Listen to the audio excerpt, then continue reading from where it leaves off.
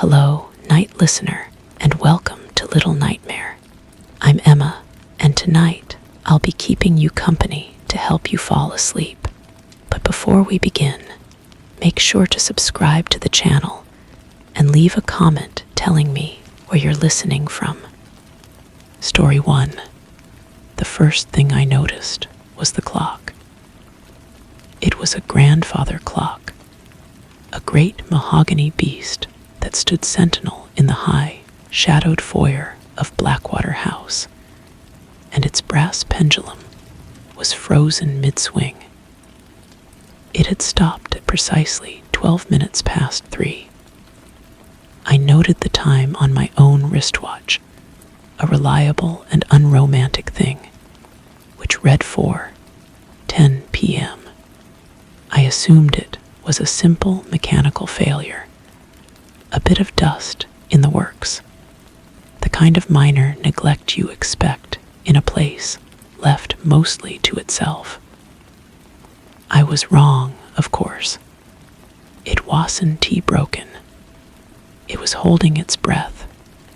We had come, the 5 of us, at the invitation of Gregory Blackwater, the last and most reluctant heir to the estate. The invitation was less a summons and more a proposition, typed on heavy, expensive paper. It spoke of phenomena. It spoke of a legacy of peculiar occurrences. It spoke of an opportunity for documentation, for understanding. For a man like Bradison, it was an irresistible lure. He was a scholar of the unseen, a collector of whispers, a man whose life's work was built on the foundation of things that could not be easily explained. He assembled the team. There was Carol, whose fragility was not a weakness, but an antenna, a finely tuned instrument for sensing the silent frequencies of places and objects. There was Belinda, a photographer with a skeptic's eye, and a wit sharp enough to slice through the thickest atmosphere of superstition.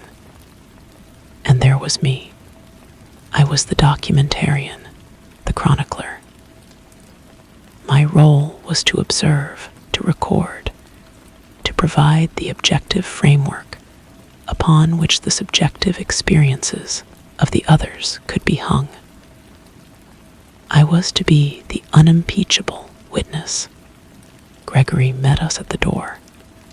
He was a man in his late 40s, with the tired eyes of someone who has inherited a burden rather than a fortune. He did not smile. His handshake was brief, his gaze constantly drifting over our shoulders, as if checking to see what had followed us in. "The house is yours to study," he said, his voice a low monotone. "I stay in the East Wing. I prefer not to be disturbed. The rest is for you to discover." He turned and walked away, his footsteps swallowed by the immense silence of the house before he had even reached the end of the hall. Blackwater House was not merely old, it was geological. It felt less constructed than grown, an outcrop of dark stone and weary timber that had erupted from the damp Pennsylvania soil. The windows were narrow, grudging apertures that admitted light only in thin, dusty slats. The air carried the scent of beeswax and mildew, a sweet and sour perfume of preservation and decay. And it was quiet, not a peaceful quiet, but a dense, absorbent quiet, the kind that makes the ringing in your own ears sound like a scream. My first entry in my notebook was a single sentence. "The acoustics are anomalous. Sound does not travel here, it sinks." Bradison was ecstatic. He moved through the foyer with the reverence of a pilgrim, his fingers hovering inches from the paneled walls, the carved newel post of the staircase. "Do you feel that?" he whispered, his eyes wide. "The pressure. It's like being at the bottom of the sea." Carol had already wrapped her arms around herself, her face pale. She nodded, unable to speak. Belinda simply raised her camera and took a photograph of the frozen clock. The click of the shutter was obscenely loud, a violation that the house seemed to resent. The silence rushed back in, thicker than before. We were given rooms on the second floor. Mine was large and sparsely furnished, with a tapestry on one wall depicting a hunt, the figures of the horses and hounds blurred, and faded into a vague impression of pursuit and panic. The window looked out over a tangled garden, and beyond that, a dark line of woods. That first night, I lay in the large four-poster bed, listening. The house did not creak and groan like other old houses. It breathed, a slow, deep inhalation through the fissures in the stone, a long, shuddering exhalation through the floorboards. I told myself it was the wind, the contraction of cooling materials. But the rational explanations felt thin and flimsy, like tissue paper held up against a storm. The following days fell into a strange, suspended rhythm, mirroring the frozen clock in the foyer. Bradison set up his equipment: electromagnetic field meters, digital voice recorders, thermal cameras. He would spend hours in the library, a cavernous room whose shelves were filled with books bound in what looked like water-stained leather, their titles erased by time. Carol preferred to sit quietly in different rooms, a notebook on her lap, writing down impressions, emotions, fragments of memory that she insisted were not her own. She said the music room was filled with a sense of frantic gaiety, a laughter that was too sharp, too loud, hiding a bottomless fear. She said the master bedroom on the third floor was a place of profound sorrow, a cold that seeped into the marrow of your bones. Linda followed her, capturing images. Her photographs began to show anomalies: streaks of light where there was no light source, blurred faces in reflective surfaces like window glass or the polished surface of a grand piano. In one particularly unsettling image taken in the nursery, the shadows in the corner of the room did not conform to the laws of physics. They pooled and coalesced into a shape that was vaguely, terribly humanoid. She showed it to me without comment, her usual wry smile absent. Gregory, when we saw him at mealtimes, which were silent and awkward affairs, would only say, "The house remembers." It has a long memory. The objectivity I had clung to began to erode. It started with small things. I would leave my pen on a specific page of my notebook, only to find it on the floor when I returned. The order of the books on my bedside table would be subtly rearranged. I began to have dreams, vivid and suffocating, of wandering the halls, but the halls were endless, a labyrinth that shifted and turned in on itself. I would wake with a start, certain I had heard a child singing a nursery rhyme, the melody simple and cheerful, the words just beyond comprehension. The change in Carol was the most pronounced.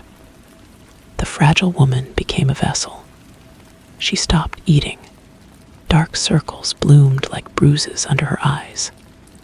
She spent more and more time in the attic, a space we had initially avoided, a cramped and dusty realm filled with sheet-covered furniture and old trunks. One afternoon, I found her there. She was standing perfectly still in the center of the room, her back to me. The air was thick with the smell of old roses and dry rot. "It's not a ghost," she said, her voice not quite her own. It was flatter, older. "A ghost is a remnant, an echo. This is the thing that made the echo. It's the throat. The house is just the throat." Bradison, meanwhile, was becoming frustrated.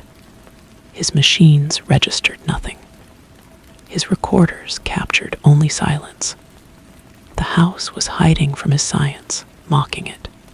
He grew obsessive, spending nights alone in the basement, a place of dirt floors and stone foundations that felt older than the house itself. He emerged one morning, his face gray, his hands trembling. "It knows we lay here," he mumbled. "It's not that it's haunted. It's that it's hungry. And it's learning our tastes." The climax began not with a bang, but with a slow, inexorable convergence. Belinda, the skeptic, finally broke. She had been developing a series of photographs in a makeshift darkroom we had set up in a pantry. She came out holding a single, dripping print. It was a picture of the hallway outside our rooms, taken in the middle of the night. And in the photograph, standing outside my door, was a figure. It was made of shadows and the texture of the wall itself, as if the house had extruded a semblance of a man from its own substance. It had no face, only a smooth, blank oval where a face should be, and one hand was raised, its fingers elongated, almost touching my door handle. "It's choosing you," she said to me, her voice hollow. "The chronicler. It wants its story told, but not the way you think." That night, the house decided the period of observation was over. I was awakened by a sound I knew instantly was impossible. It was the grandfather clock in the foyer, striking the hour.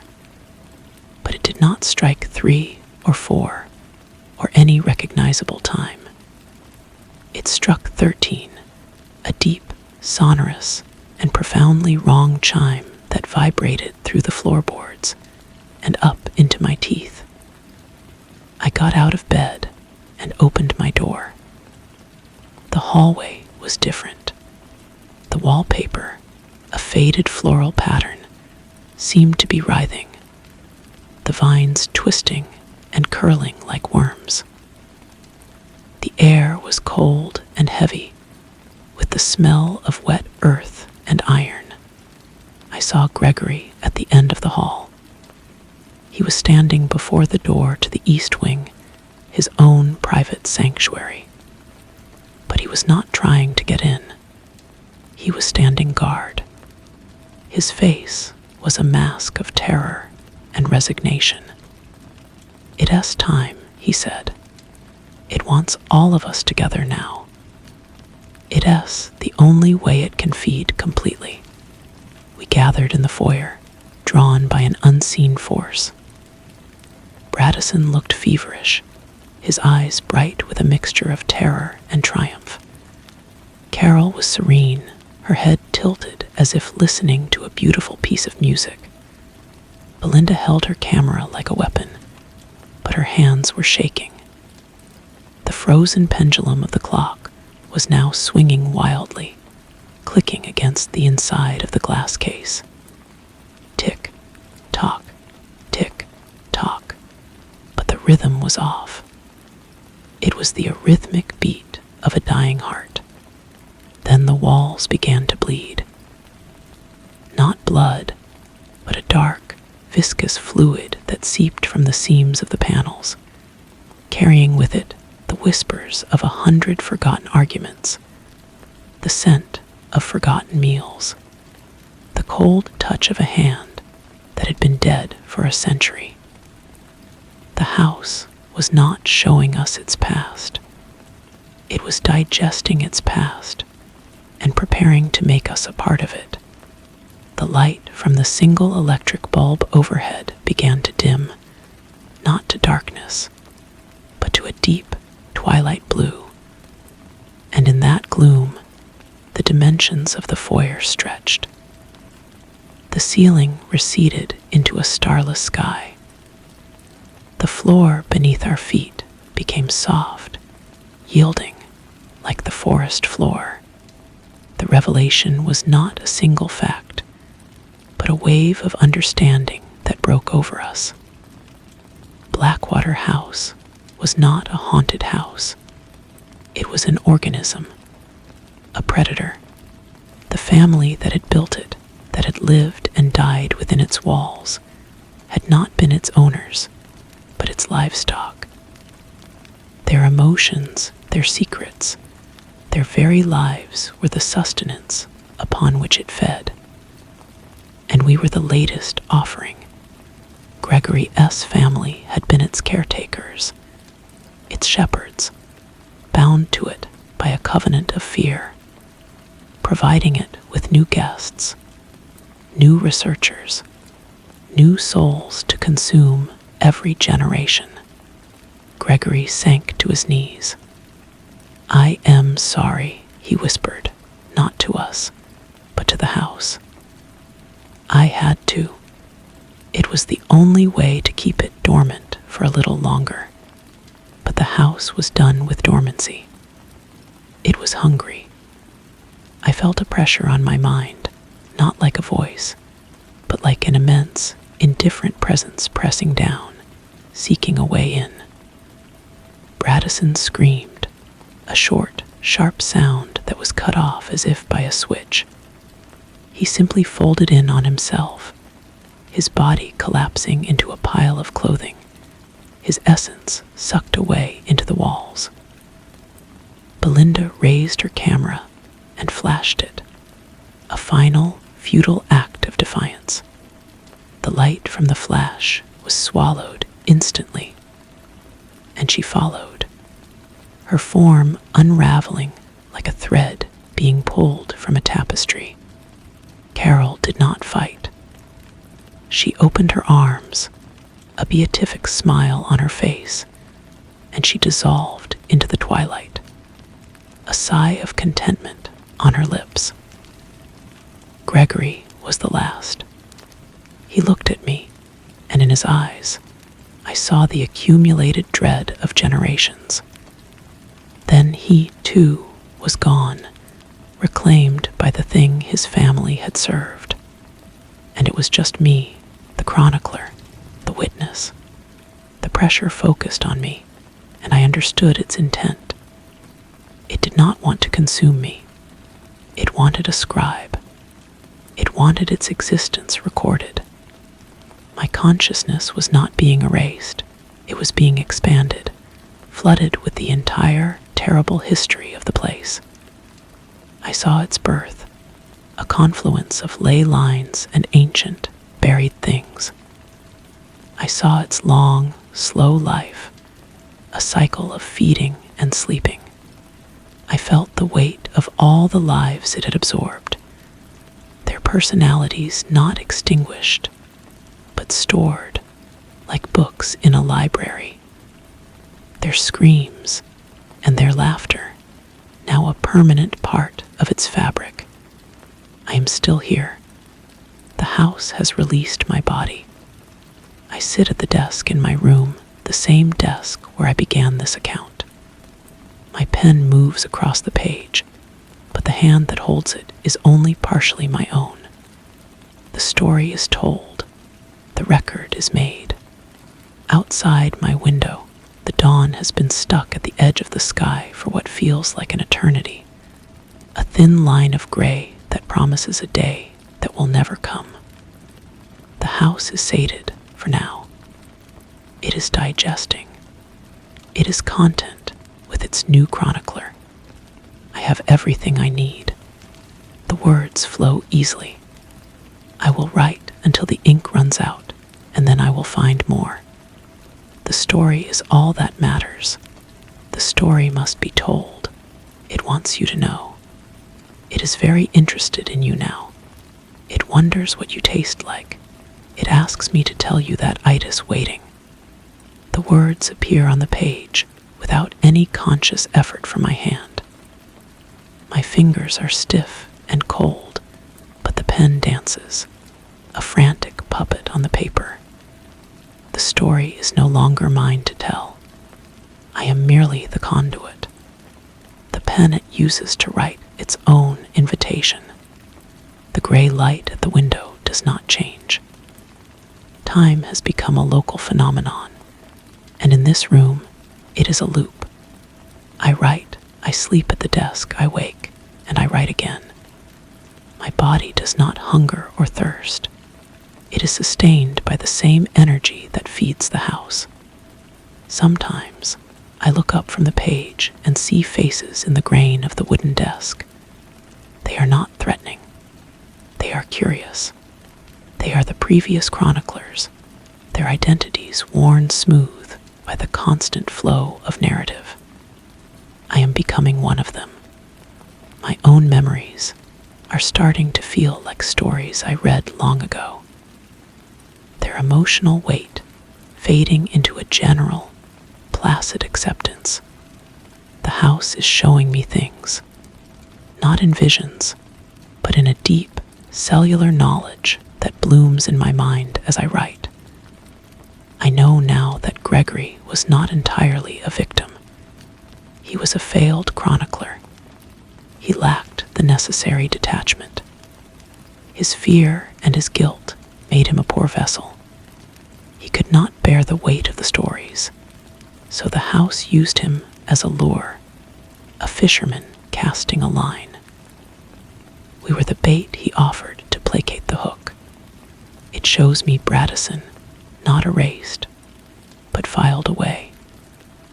His frantic, scientific mind is now a neat catalog of theories and measurements, a section in the library of the house's consciousness. His desire to quantify the unquantifiable has been satisfied in the worst way possible. Belinda's sharp eye is now a permanent lens through which the house observes its own interior. Her skepticism has been transformed into a pure, unblinking record of its truth, and Carol, who was always so open, is now utterly dissolved. Her sensitivity, a sweet flavor that lingers in the psychic atmosphere. A soft knock comes at my door. It is not a sound of wood on wood, but a polite pressure in the air. I do not need to answer. The door swings open, and Gregory is there, or what remains of him. He is translucent, a man-shaped space filled with the shifting patterns of the hallway wallpaper. His eyes are sad pools of quiet acceptance. "It is time for you to see the heart," he says. His voice, a rustle of old paper. I stand, my legs at bay without my command. I follow him out of the room. The hallway is no longer a corridor, but a tunnel of living wood, the walls pulsing with a slow, viscous rhythm. We do not walk downstairs. The floor itself carries us, a gentle conveyor leading deeper into the core of the house. We pass through the kitchen, where the stove is a cold, black maw, and the pots on the shelves are like skulls. We move through the library, where the books on the shelves breathe in unison, their pages fluttering like the gills of a great, resting beast. Finally, we arrive at a place I have never seen. It is a circular room, and at its center is not a thing, but an absence. A whirlpool of shadow that pulls at the very light in the room. This is not a ghost. This is the throat, as Carol said. This is the engine of consumption. Around the edges of the vortex, I can see them. All the others, their faces peaceful, their forms woven into the structure of the house like threads in a carpet.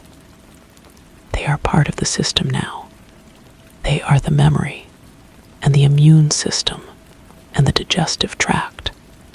The house speaks to me not in words, but in a sudden, chilling certainty. My purpose is clear. The chronicle I am writing is not an ending. It is a beginning. The story is the lure. This account you are reading is the invitation. The house has tasted my objectivity, my ability to observe and record without being completely destroyed by the truth. It finds this quality useful. It wants more. It wants a wider audience. It wants me to send this story out. It has shown me how. There is a telephone line, old and brittle, that runs from the east wing out to the main road. The house has kept it intact for this purpose. It will allow me to connect my laptop, to transmit this text. It understands the modern world. It knows that stories travel faster now, that they can reach countless potential guests. Gregory S. spectral form gestures toward the vortex. It is not evil, he whispers, his voice fading. It is simply alive, and it is lonely. It wants a community. I understand. I am to be the herald. I will send this out into the world. And those who read it, those who are intrigued, those who feel a pull toward the mystery of Blackwater House, they will come.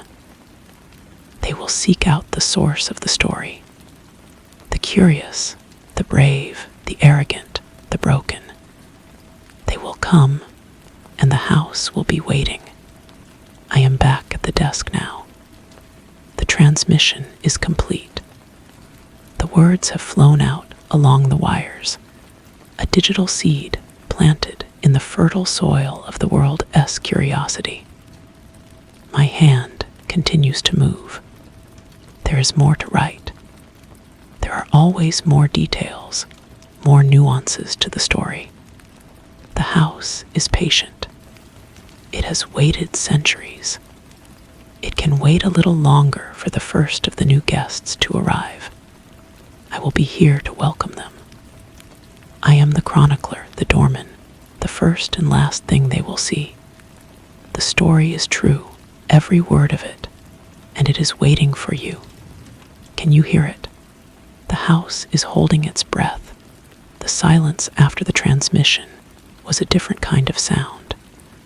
It was the quiet of a trap being set, the patient stillness of a spider at the center of a web. I remained at the desk, the pen still in my hand, but the frantic energy had subsided into a steady, monotonous flow. I was documenting the wait. The house was pleased. I could feel its satisfaction like a low hum in the foundation, a contented purr that vibrated up through the legs of my chair. Days, or what passed for them, bled into one another. The gray light at the window was a constant. I found I no longer needed to sleep in the conventional sense. I would simply lapse into a kind of waking dream, my head resting on the pages, and in those dreams, I would see the roads leading to the house. I saw cars navigating the overgrown lane, their headlights cutting through the perpetual twilight that now shrouded the estate. I saw faces, blurred and eager, peering through windshields. The house was casting a wide net. using my words as the bait, and it was showing me the first nibbles. My memories of a life before the desk continued to soften at the edges, becoming like illustrations in a book I had once enjoyed. My wife's face was a pleasant smudge of color. The sound of city traffic was a distant rumor. These things were no longer mine. They were artifacts, exhibits in the museum that my mind had become. I felt no sadness at their passing. There was only the story and the anticipation of new chapters. A change in the air signaled the first arrival. It was a subtle shift in pressure, a quickening of the house's pulse. I stood and walked to the window. The tangled garden below was clear, but the woods beyond were a wall of impenetrable shadow. Then a pair of headlights appeared, two bright eyes piercing the gloom. The car, a sensible sedan coated in dust, bumped to a stop near the front entrance. The engine cut out, and the silence rushed back in, deeper than before. The driver's door opened. A man got out. He was young, with the earnest expression of a graduate student. He carried a backpack and a professional-looking camera. He looked up at the house, his face a mixture of awe and triumph. He had found it. He had followed the story. I moved away from the window and descended the stairs. My footsteps made no sound. The foyer was exactly as I had described it in my account. The grandfather clock's pendulum, frozen once more, a monument to the moment of its awakening. I reached the front door just as the knock came, a timid, respectful rap of knuckles on heavy wood. I opened it. The man blinked, surprised to see me. He had expected abandonment, decay. He had not expected a caretaker. "Hello," he said, his voice too loud in the hush. "I am Alex. I read your story. Online. I had to come." I smiled. It was not my smile. It was the house's smile, a careful arrangement of muscles designed to put a guest at ease. "Welcome," I said, and my voice was a dry rustle. "We've been expecting you." His eyes widened with delight, not fear. He thought it was a turn of phrase. He stepped across the threshold, and I felt the house sigh as the door closed behind him. It was a small sigh, the first taste of a long-awaited meal. "It's all true, isn't it?" Alex whispered, his gaze darting around the foyer, taking in the bleeding walls, the impossibly high ceiling. "Every word," I replied. "Let me show you to your room. You must be tired from your journey." As I led him up the stairs, I knew the house was already at work. It would start gently, with small disorientations, fleeting whispers, a sense of profound significance. It would make him feel chosen, special. It would feed on his excitement first, then his dawning fear, and finally, his acceptance. I would be his guide, his friendly chronicler, until he no longer needed a guide. I left him at a room on the second floor, a cozy chamber with a view of the stagnant garden. He thanked me, his eyes already glazing over with the house's influence. As I walked back to my desk, I heard the faint, cheerful melody of a nursery rhyme begin to drift from the walls of his room.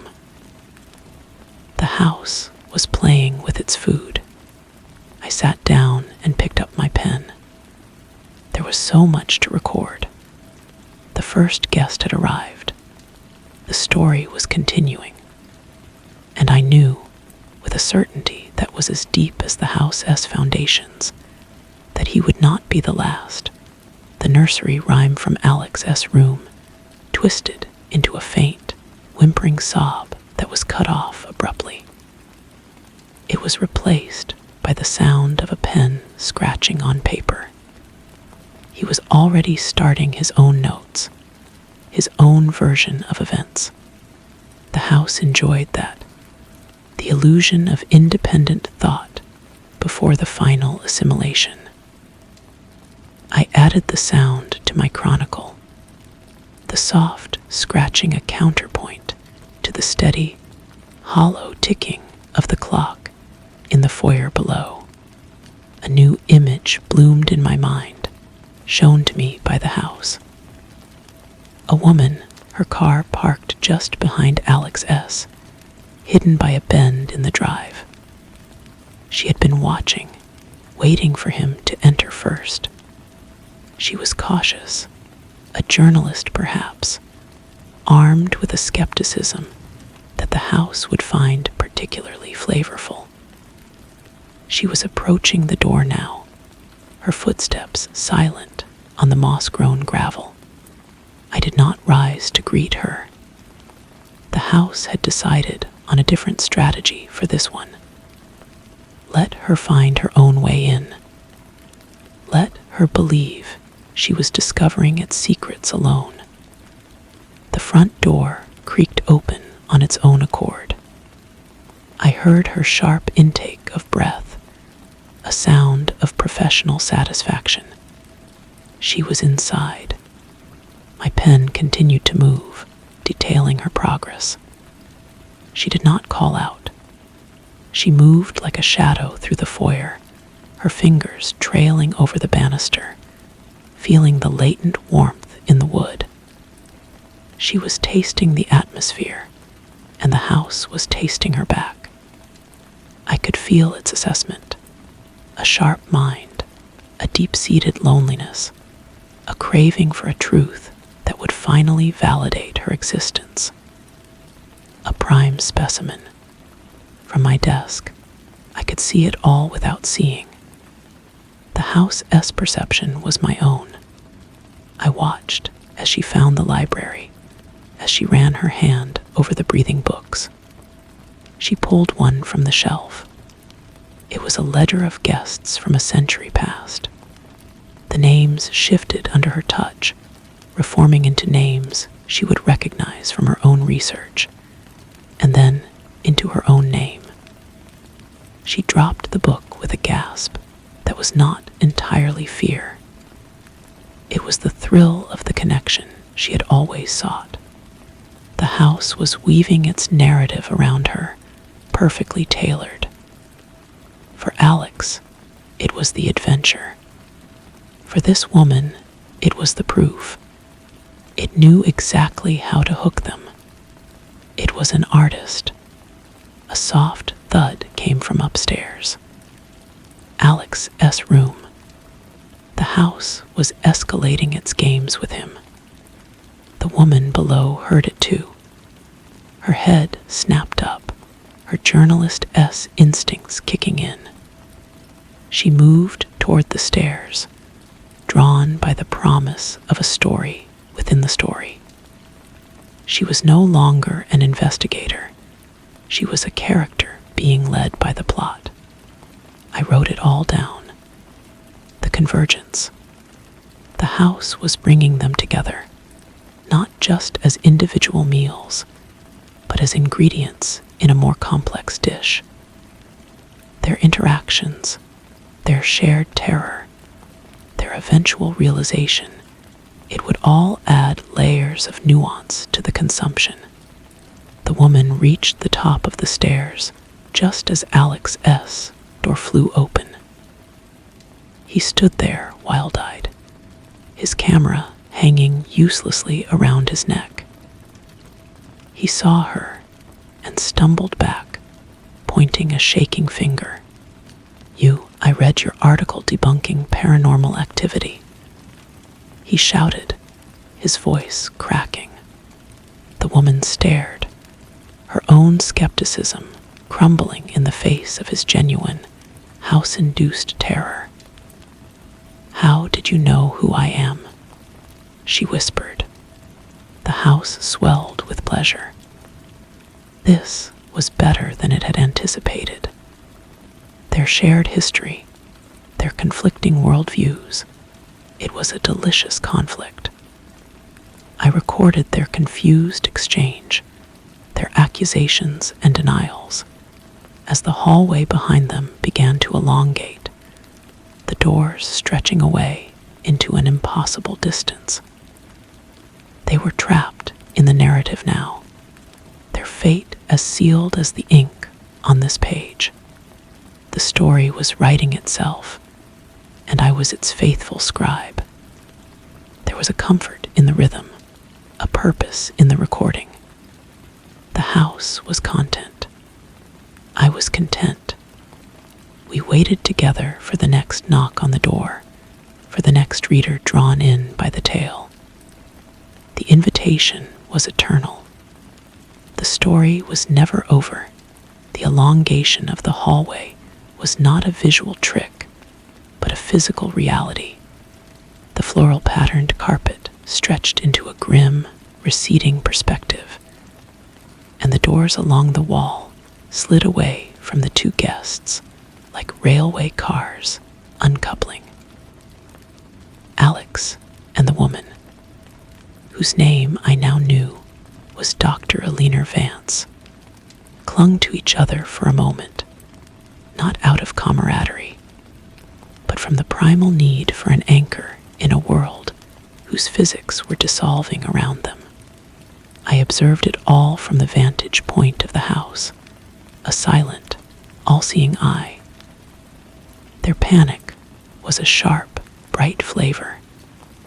The house savored it, but it was not the main course. That would be the slow simmer of their despair, as they understood the full extent of their predicament. A door appeared where none had been before, directly between them and the distant, mocking safety of the stairs. It was my door. It swung inward, revealing me sitting at my desk, the pen moving steadily. The light from the single lamp cast long, dancing shadows. "Please," Alina said, her voice strained with a forced professionalism. "What is happening? We need to leave." I looked up. My eyes met theirs, and I saw the reflection of the house in their terrified faces. "Leave," I said, the word tasting like dust. "But you've only just arrived. The story is not yet complete." Alex lunged forward, but the hallway floor rippled like water, sending him stumbling against the wall. The wallpaper peeled back slightly where he touched it, revealing a layer of photographs beneath snapshots of previous guests, their faces frozen in various states of realization. He screamed, a short, choked sound, as he recognized Belinda S.'s face, smiling placidly from beneath the floral print. "The chronicle requires witnesses," I continued, turning back to my page. "Your experiences will add necessary depth. Your interpretations will provide valuable contrast." Alina, ever the rationalist, tried a new tack. "We can help you. If you're a prisoner here, we can find a way out together." A dry, rattling laugh escaped my lips, a sound I did not initiate. "There is no out. There is only in, deeper in." I gestured with my pen toward the end of the impossibly long hall. "The heart of the house awaits. It is curious about you both. It finds your dynamic, stimulating. As if on cue, the walls began to whisper. It was not a single voice, but a chorus of them, a cacophony of all the lives absorbed into the house's fabric. They spoke over and around each other, recounting fragments of their own stories, their final moments, their accepted fates. The air grew thick with the scent of old paper and damp earth. Alex clapped his hands over his ears, sinking to his knees. Alina stood her ground, though her face was pale. She was recording it all, I realized. A small digital recorder was clutched in her hand, its red light glowing. The house approved. More data, more of the story to be preserved. The door to my room began to close slowly, cutting off their view of me. Explore, my voice whispered from the diminishing gap. The house has so much to show you. Your rooms are prepared. You will find everything you need to continue your work. The door clicked shut. I was alone again with the rustle of paper and the hum of the house. But I was not alone for long. New images flickered in my mind's eye. Another car, this one a battered van, was navigating the treacherous lane. A group of 3 this time, armed with electromagnetic field meters and a desperate desire for proof. The net was working perfectly. The story was proliferating. A virus of narrative finding fertile hosts in the curious and the vulnerable. I dipped my pen in the inkwell, which never seemed to run dry, and began to describe the arrival of the new guests. The house was growing stronger, its voice reaching further, and I, its chronicler, would ensure every detail was preserved for eternity, or until the next reader felt the pull of the words and decided to see for themselves. The invitation is always open. Always. The arrival of the ghost hunters was a louder, more chaotic event. I could feel their boisterous energy even before their van crunched to a halt outside. They spoke in excited, overlapping shouts, their equipment beeping and whirring as they scanned the exterior. The house regarded them with a kind of detached amusement. Their technology was a novelty, a toy to be broken. I did not greet them. The house let them in through a side door that had rusted shut for decades, but now swung open at their touch. Their leader, a man named Mark with a booming voice, declared the place a hotbed of activity. They were not like Alina, seeking truth, or Alex, seeking adventure. They sought validation for their YouTube channel. The house found their vanity to be a shallow, but easily tapped resource. From my desk, I monitored their progress. They fanned out through the ground floor, their meters chirping erratically. The house obliged them, producing cold spots and faint, electronic voice phenomena that sent them into raptures. It was giving them exactly what they wanted, a perfect haunting. They were documenting their own entrapment with gleeful ignorance. Meanwhile, Alex and Alina had been separated by the shifting architecture. Alex was in the conservatory, where the twisted plants now bore fruit that resembled human eyes. He was weeping, his camera discarded, his adventure having curdled into a nightmare. Alina had found her way to the library again, but the books now contained her own life story, written in perfect detail, up to the moment she entered the house.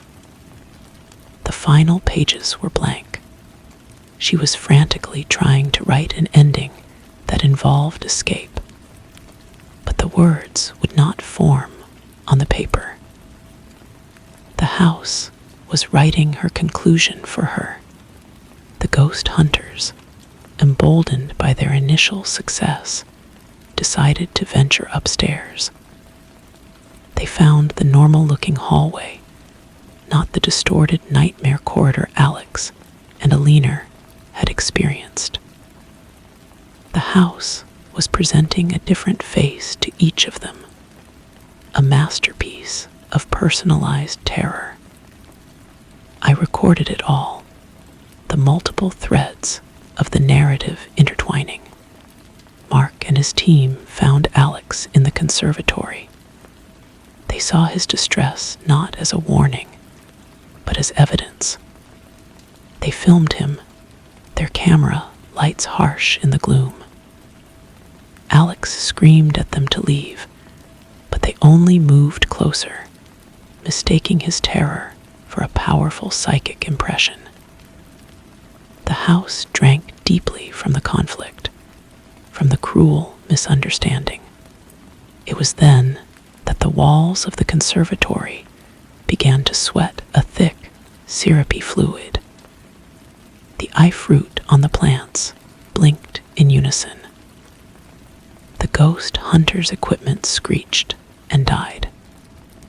For the first time, a flicker of genuine fear crossed Mark S.'s face. The house had decided their game was over. The real tour was about to begin. A door appeared in the far wall, a dark, gaping maw of rotten wood. From within came a sound that pulled at them, a melody woven from their deepest regrets and unfulfilled desires. One by one, they were compelled toward it, their protests dying in their throats.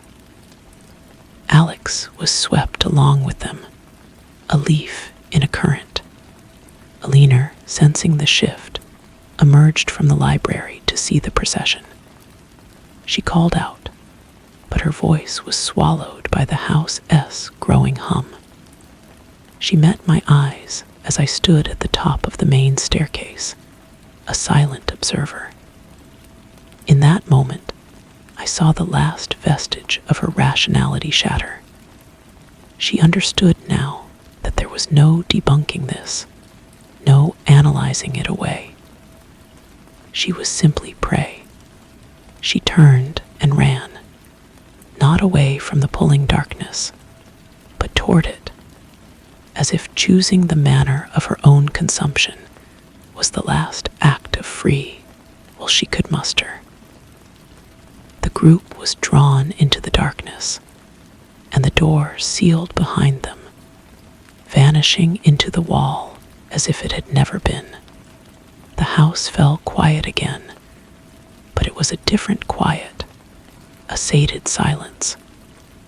The assimilation had begun. Soon, their voices would join the whisper in the walls. Their stories would become part of the grand narrative. I returned to my desk. The page was waiting. I picked up my pen. The story of Alex and Alina and the ghost hunters was complete. But outside, the gray light was beginning to fade into a deeper twilight. Another car was approaching, its headlights cutting through the mist. A single occupant this time, moving slowly, deliberately. The story was never-ending. The invitation was eternal, and I was its perpetual author. The new arrival did not drive a car. He came on foot, a solitary figure emerging from the tree line as the last of the light bled from the sky. He carried no backpack, no camera, no equipment of any kind. He simply stood at the edge of the overgrown lawn, looking at the house with an expression that was neither awe nor triumph, but a quiet, deep recognition. for the first time since I had become its chronicler, seemed to hesitate. Its constant, humming presence stilled into a watchful silence. This man was different. He was not drawn by a story he had read. He was drawn by a silence he had felt. He approached the front door, his footsteps making no sound on the gravel. He did not knock.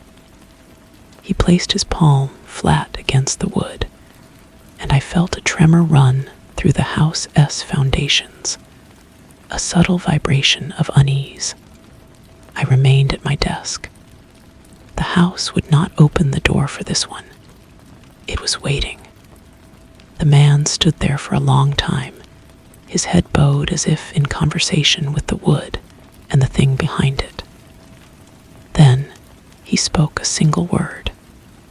It was not a name nor a command, but a sound so old it felt like the first word ever spoken. The door did not creak open. It dissolved, the solid oak turning to mist that swirled and vanished into the foyer-esque gloom. He stepped inside. The grandfather clock, frozen for so long, gave a single, shuddering talk. The man ignored it. His gaze swept the foyer and then lifted, as if he could see through the ceiling, through the floors, directly to where I sat. He knew I was here. He knew what I was. The house rallied its defenses. From the walls, the whispers of the assimilated rose into a frantic chorus, a psychic wall of fear and regret meant to disorient and break him. The man listened, his head tilted, a faint sadness on his face. He raised his hand, and the whispers coalesced into a single, pleading voice, a leaner voice, begging for release. He closed his hand into a fist, and the voice cut off, not into silence, but into a profound peace that felt alien within these walls. He was not here to be a guest. He was not here to be food. He was a corrective force, a librarian coming to archive a dangerous text.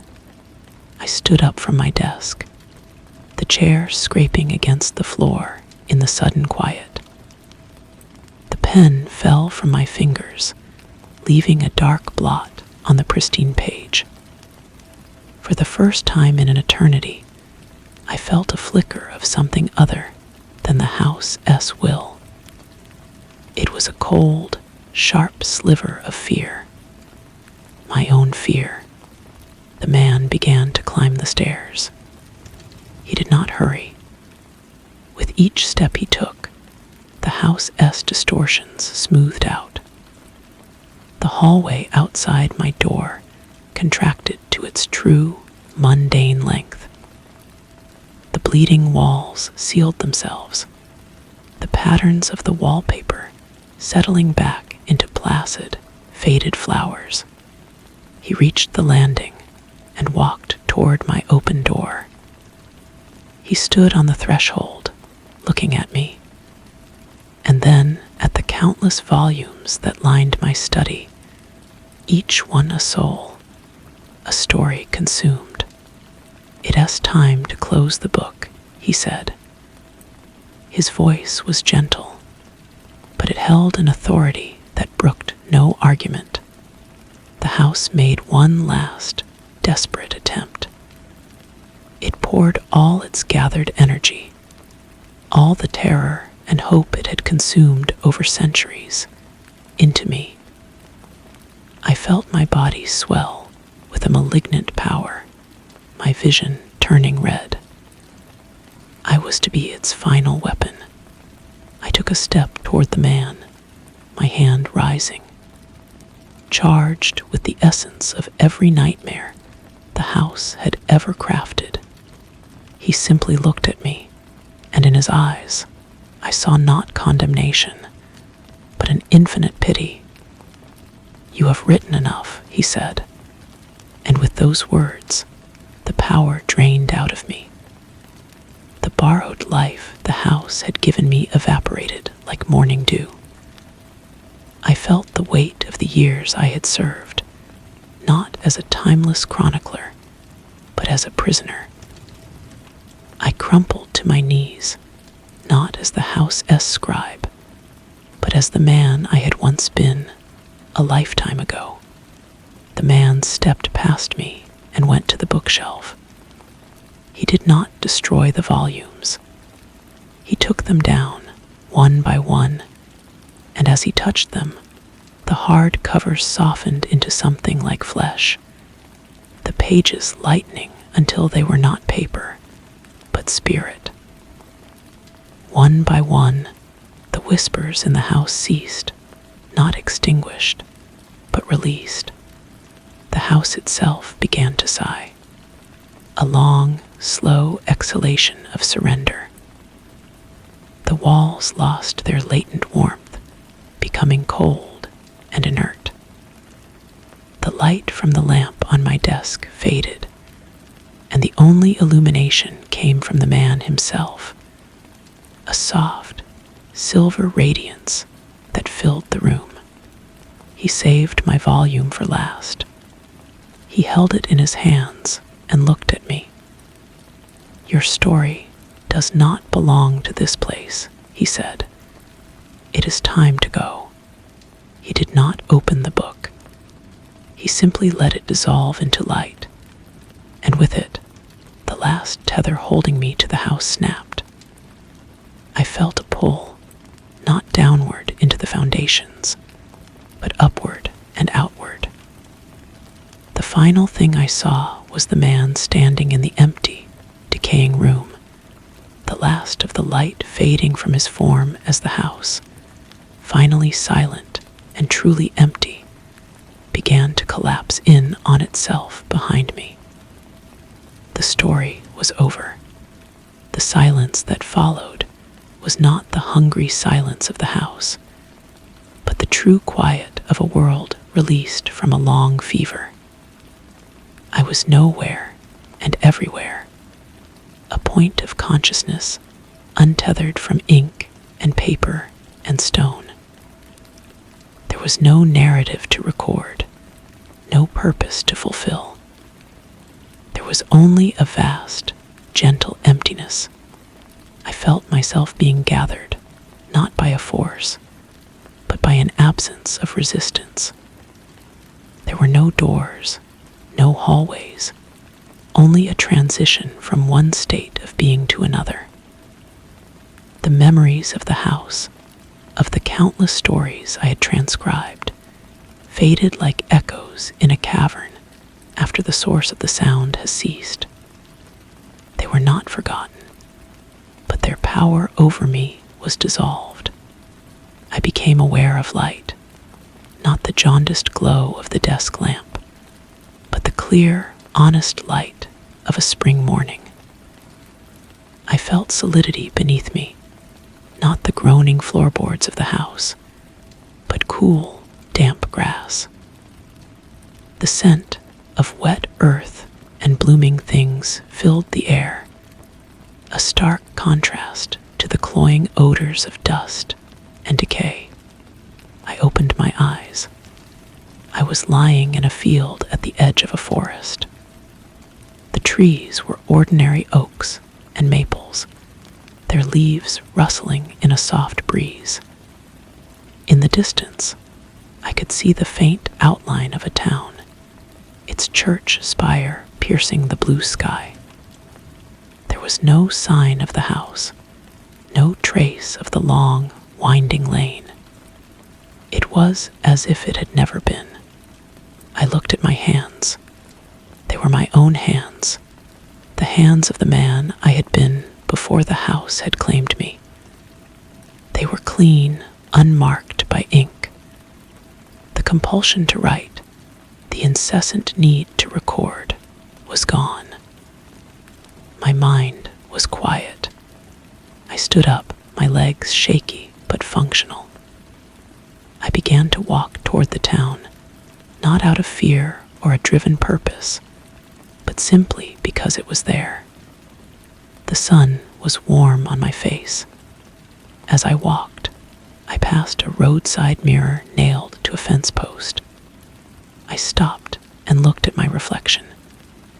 It was an unfamiliar face, aged but peaceful, with eyes that were no longer a window for a hungry entity to peer through. They were just eyes. I reached the outskirts of the town. People went about their business, paying me no mind. A woman tending a flower garden looked up and smiled. "Lovely morning," she said. I tried to speak, my voice a rusty, unused instrument. "Yes," I managed. "It is." The words were ordinary. They held no power, weaved no spell, invited no one to a terrible fate. They were just words.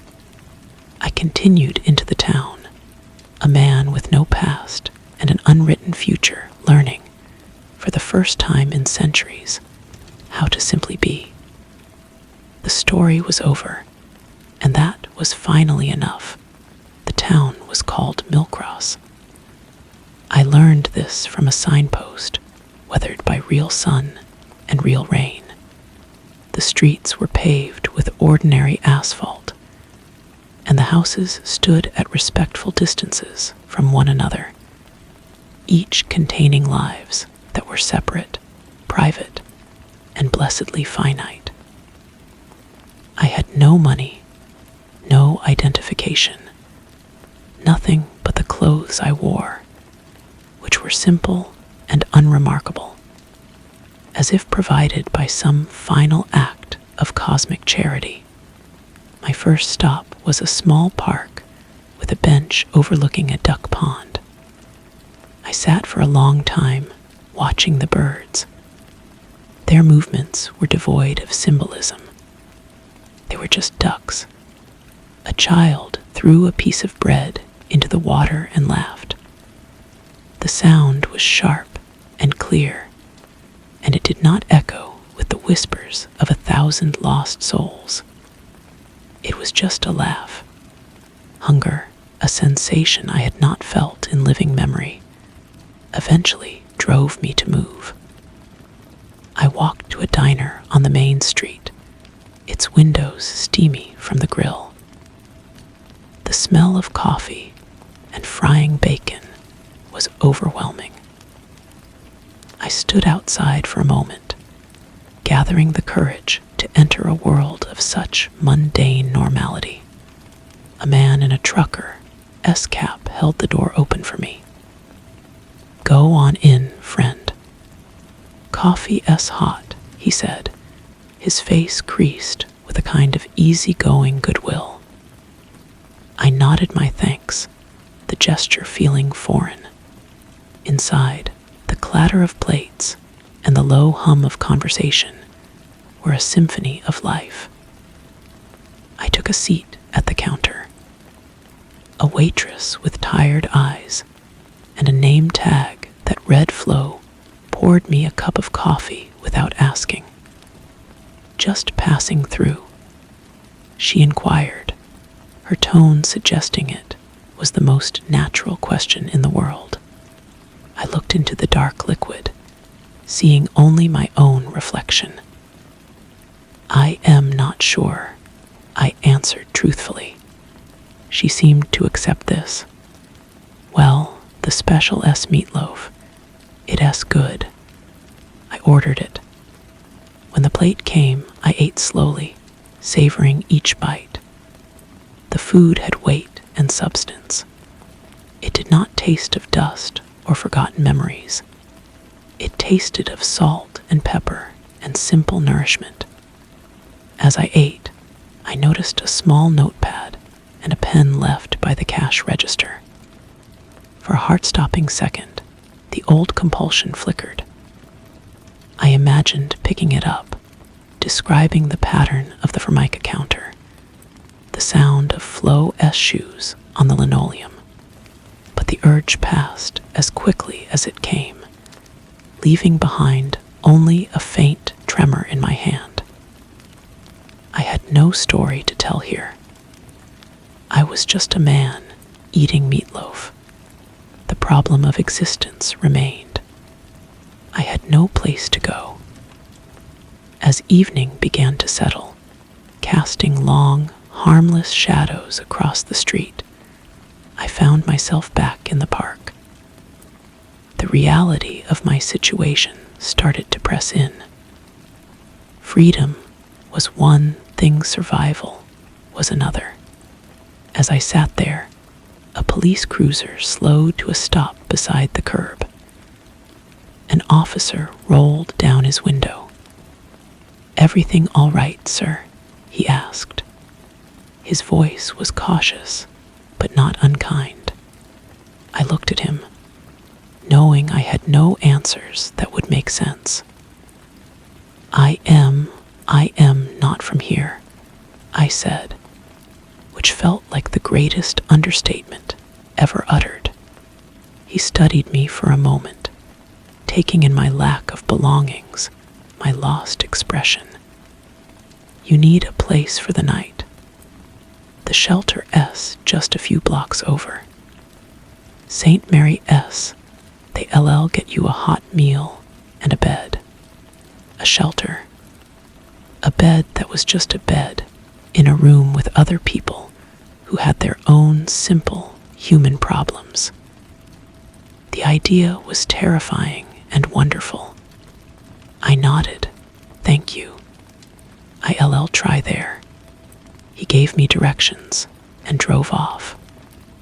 I followed them, my footsteps echoing on the pavement. The shelter was a modest brick building with a light burning warmly above the door. Inside, a man with a gentle face was sorting donations of clothing. He looked up as I entered. "Welcome to St. Mary S.," he said. "I am Paul. Are you looking for a bed?" "Yes," I said.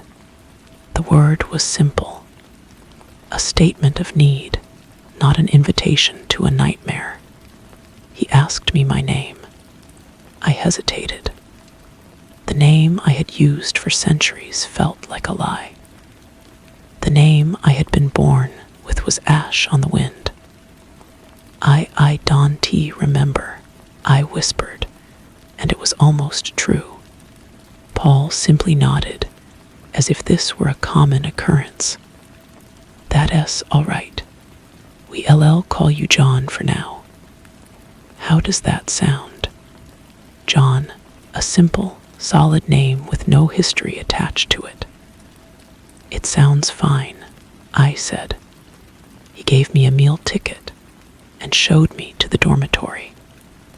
The room was filled with cots, each one holding a person with a story, but stories that began and ended with them. They were not fodder for a grand, terrible design. They were just lives.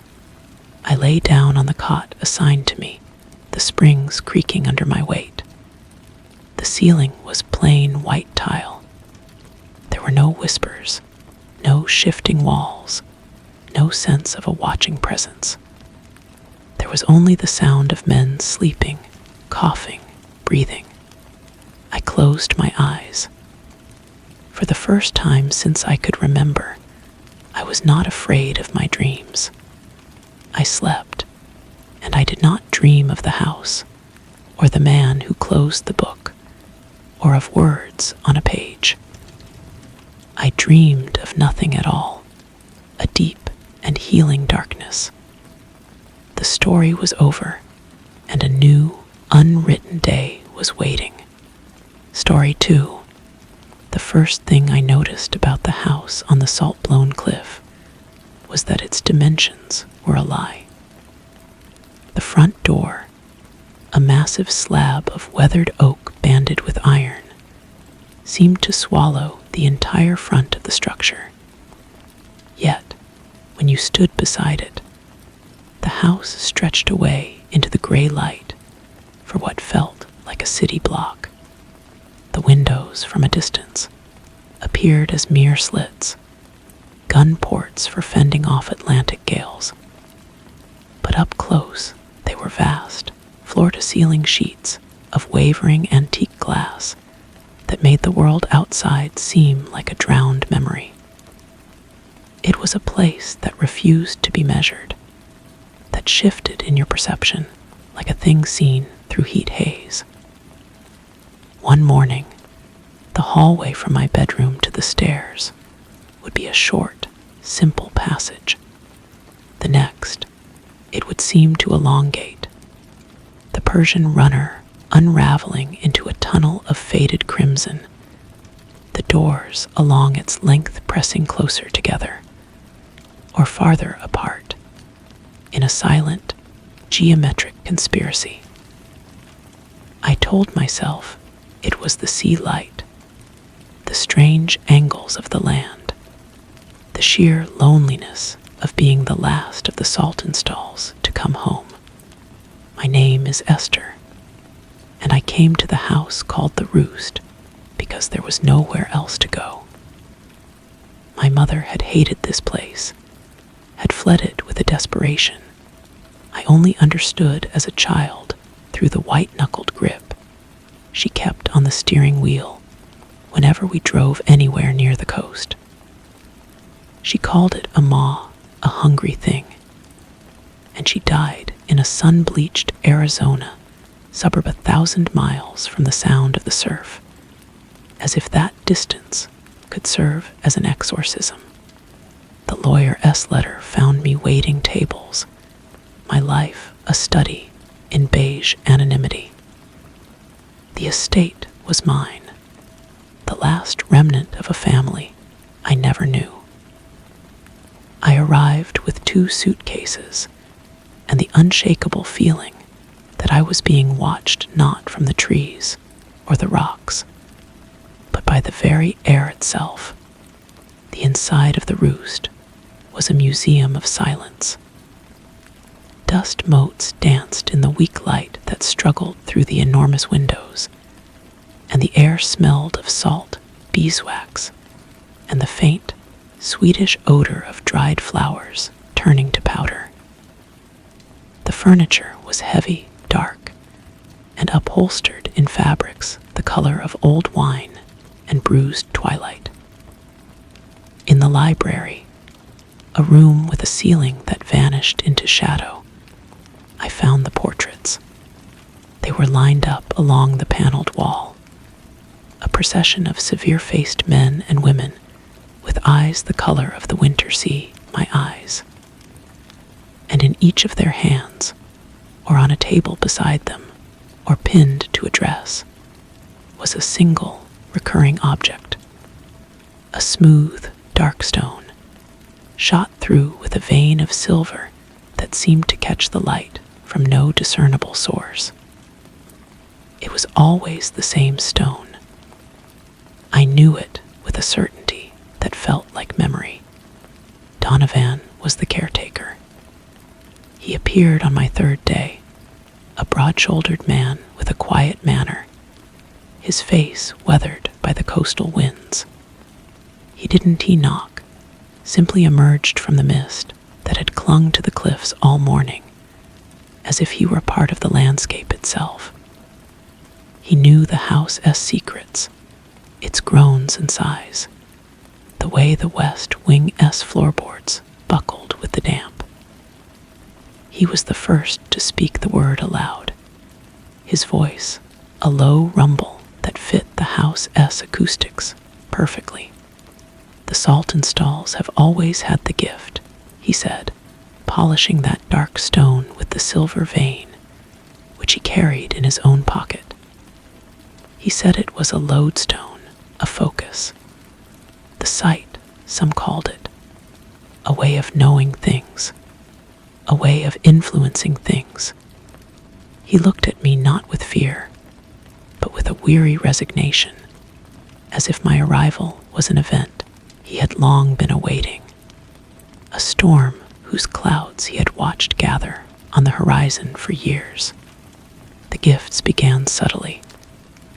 I would think of a song, an obscure melody my mother used to hum, and a moment later the old gramophone in the parlor would begin to play it, the needle settling on the record with a soft, hissing crackle.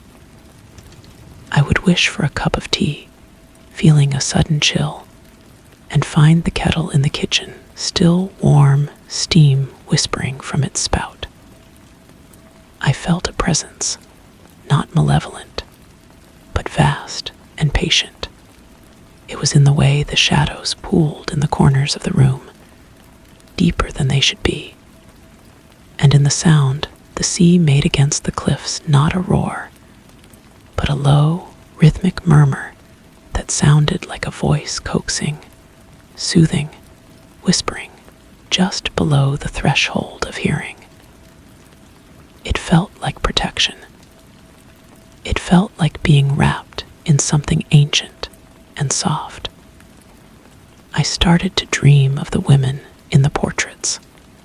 They would walk through the endless, shifting halls of the roost, their hands trailing over the walls, and they would speak to the silence, and the silence would answer. Then came the curses.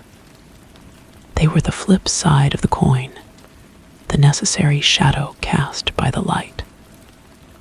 I wished, in a moment of petty irritation, that the relentlessly cheerful postman would just be quiet.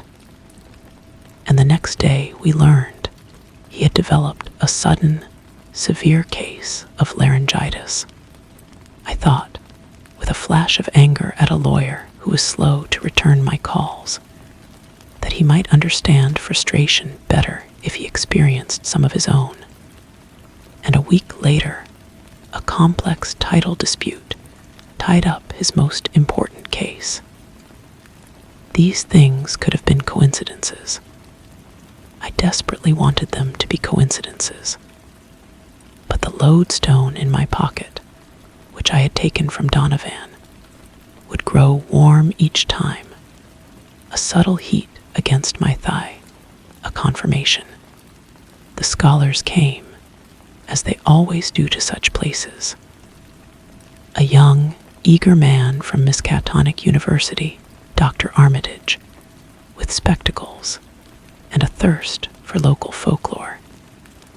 He wanted to see the family papers, the diaries locked in the sea chest in the attic.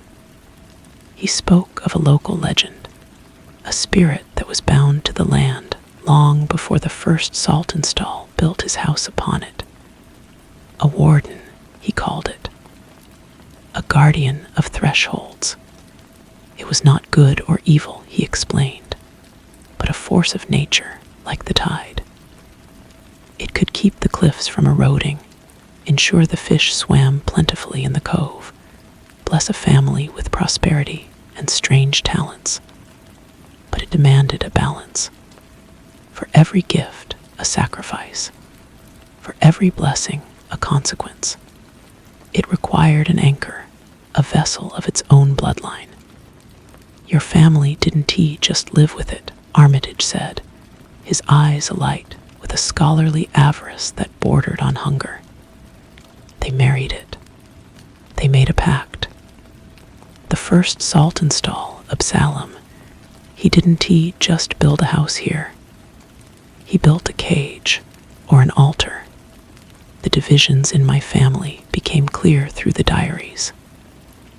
Some Saltonstalls had embraced the spirit, calling it the guardian, the household god. They recorded its whispers, followed its guidance, and flourished. Others had fought it, tried to flee, to break the bond. Their entries were frantic, paranoid, filled with tales of bad luck, madness, and sudden, violent ends. My Mother-S diary was the last. Her handwriting started neat and firm, a young woman-S hand, but it deteriorated into a spidery scrawl. It is not a guardian, she wrote on the final page, the ink blotted as if by tears. It is a hunger. It loves you by consuming you. It protects you by making you a part of itself. It wants to be whole, and we are the missing pieces it collects, generation after generation. I will not let it have my Esther. I will break the chain. But chains of blood and stone are not so easily broken.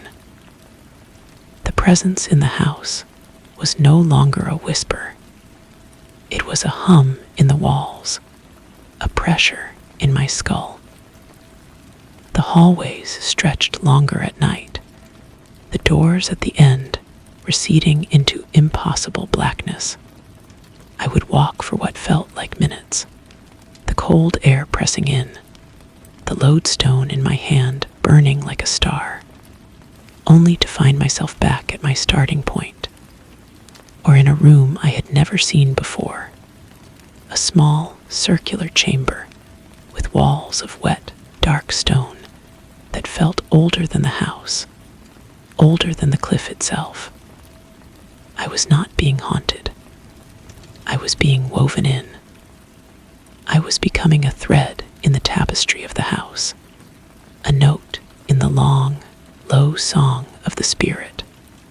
The climax came on the night of the storm, a nor'easter that hurled the sea against the cliffs with the sound of the world ending.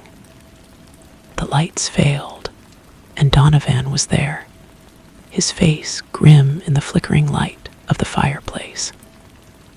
The wind screamed not like a beast, but like a chorus of voices, and within it, I could hear my name. Esther.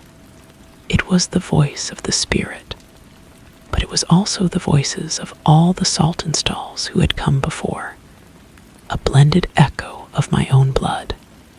Armitage was there too, frantic, having pieced together the final truth from my Mother S. notes.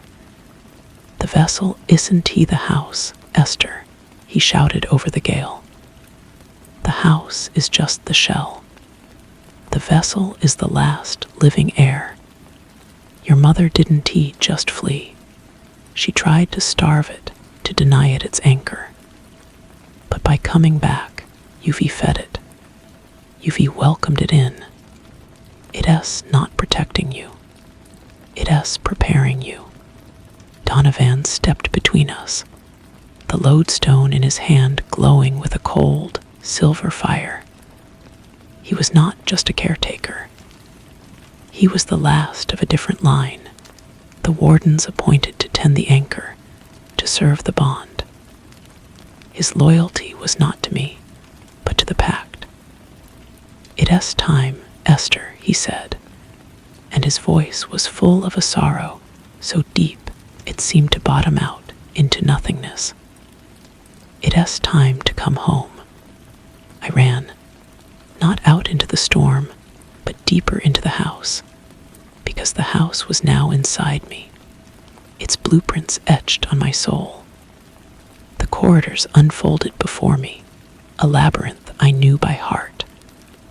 I ran past portraits whose eyes followed me, not with menace, but with a kind of yearning. I ran until I found the small, round room of wet stone, the heart of the roost, the place that was never on any architect's plan. The spirit was there. It had no form, no face. It was the chill in the air, the smell of the deep earth, the pressure in my ears. It was the silver vein in the lodestone, the winter sea in my eyes, the whisper in the blood. It was the love that had kept my family safe for centuries, and the hunger that had devoured them, one by one. It did not attack me. It opened for me. It showed me the truth not as a horror, but as a sublime, terrifying belonging.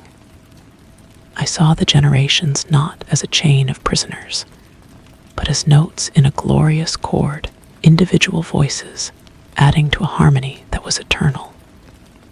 To be separate was to be lonely, to be fragile, to be a single, fleeting candle in the dark.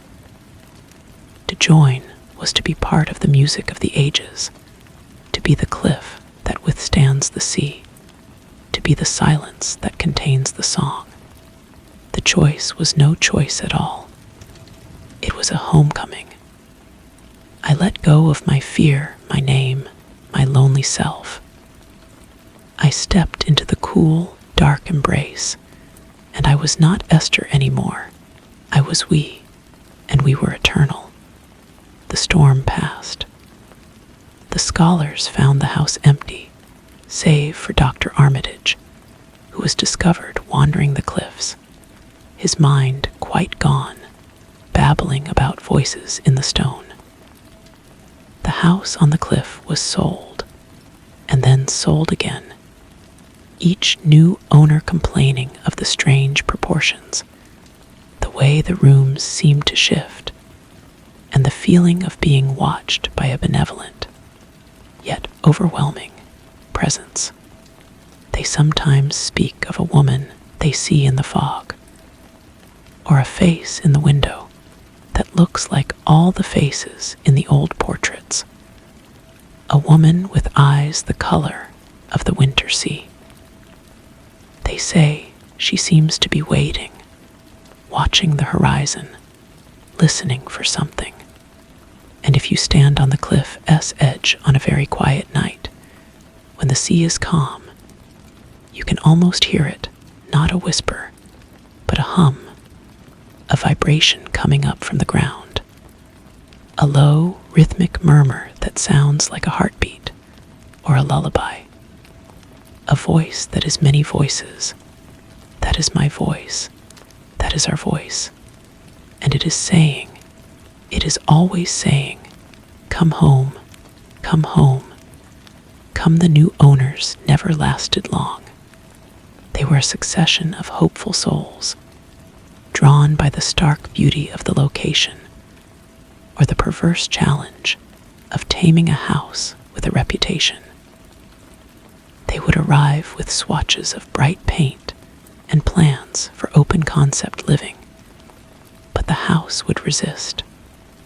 A wall meant for demolition would prove to be load-bearing in a way that defied engineering. The light they sought to invite in would be swallowed by the deep-set windows, leaving rooms in a perpetual twilight gloom.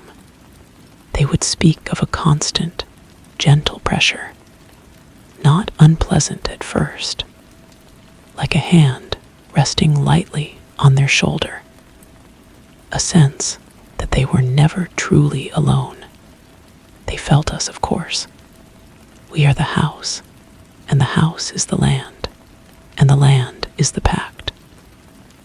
We are the quiet satisfaction in a well-stocked larder, the sudden warmth that fills a room on a bitter night. We are the reason the rose bushes bloom with impossible fervor, their scent thick and sweet even in the salt-laced air. But we are also the reason a favorite book might go missing for weeks, only to reappear exactly where it was left, as if to remind the reader that nothing here is truly theirs. We are the reason the hallway to the nursery seems shorter for a crying child, and longer, much longer, for a parent who wishes to be away. We watch them. We learn their rhythms, their secret hearts. The young couple who fought so bitterly in the library, their angry words absorbed by the velvet drapes and the leather-bound books. We showed them, in the days that followed, reflections of their own misery in the wavering glass of the windows, until they packed their things and left, their love frayed to a thread. The retired historian who thought to write a book about the place, who spent his days in the attic with the sea chest.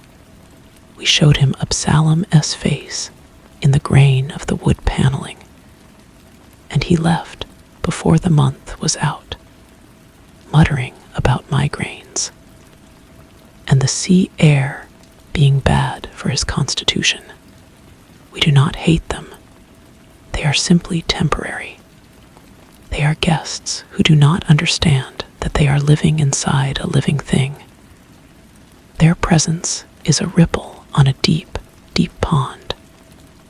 We tolerate them as one tolerates the seasonal birds that nest in the eaves. They come, they make their noise, and they go. But we are always waiting. The blood calls to the blood. It is a law older than stone. My mother's flight was a brave, foolish rebellion, an attempt to dam a river with her hands. She gave me a life of beige anonymity, and in doing so, she made the longing within me all the sharper. She created the vacuum that pulled me home. Now we are the vacuum. We are the longing. Sometimes, a visitor will come who has a trace of it, a distant, diluted echo of the blood. A second cousin, twice removed, on a genealogical tour. A journalist with Saltonstall as a maiden name. We feel them the moment they step onto the gravel drive. The lodestone, hidden now within the foundation stones of the round room, thrums with a faint recognition. We watch them more closely. We test them. A door will open for them that was locked to others. A portrait's eyes will seem to hold a specific, knowing light just for them. We see if they feel the pull, if the hum in the walls sounds to them like a melody they almost remember. Most do not. They feel a chill, a sense of unease, and they depart with hurried steps, glad to be away. But one day one will. The blood will tell. They will stand in the library and not feel fear, but a profound and aching familiarity. They will look at the portrait of Absalom not as a historical curiosity, but as a grandfather. They will hear the murmur of the sea not as a threat, but as a greeting. And on that day, we will be ready. The hallways will shorten for them. The fire will blaze without being lit. The air will be warm and sweet. We will show them the belonging that transcends a single, lonely lifetime. We will offer them the peace that comes from being part of something vast and eternal. We are patient. We have waited before. We learned patience from the cliff itself, which endures the sea's constant assault by becoming one with it. The lawyers and the estate agents will come and go. The families will try to make their mark and fail. The house will stand, and we will be within it, a presence in the dust motes and the deepening shadows, a whisper in the very grain of the wood. We are the roost, and we are waiting for the next one to come home. The latest family, the Wainwrights, lasted almost 2 years, a record in recent decades. They had a child, a little girl named Clara with hair the color of wheat, and a habit of singing to herself in the garden. We found we did not mind her noise. It was a fresh, new sound, and we let the roses climb the trellis outside her window with particular vigor. Her parents, however, were another matter. They fought the house at every turn, trying to impose their will with harsh chemicals on the gardens and loud, modern music to drown out the silence. The man, David, once tried to pry the lodestone from its hiding place in the round room, sensing its importance, but misunderstanding it completely. For a week after, every door he tried to open stuck fast, and his coffee was always just a little too cold. They left in the end, as they all do, citing a job opportunity in another state. We watched their car disappear down the coastal road. The little girl S face a pale oval in the back window. The silence they left behind was not empty. It was a waiting silence. It was our silence. Now the house is empty again. The real estate agent, a brisk woman named Karen, who feels a persistent itch between her shoulder blades whenever she is here, brings by a prospective buyer. He is a quiet man, a writer, looking for a place of solitude. He walks through the room slowly, his fingers trailing over the banister, the door frames. He does not comment on the damp or the odd angles. He stands for a long time before the portrait of Constance Saltonstall, his head tilted. He has our eyes. Not the exact shade, perhaps, but the same deep-set intensity, the same watchfulness. The lodestone in the foundation gives a single, soft thrum, like a plucked string. He feels it.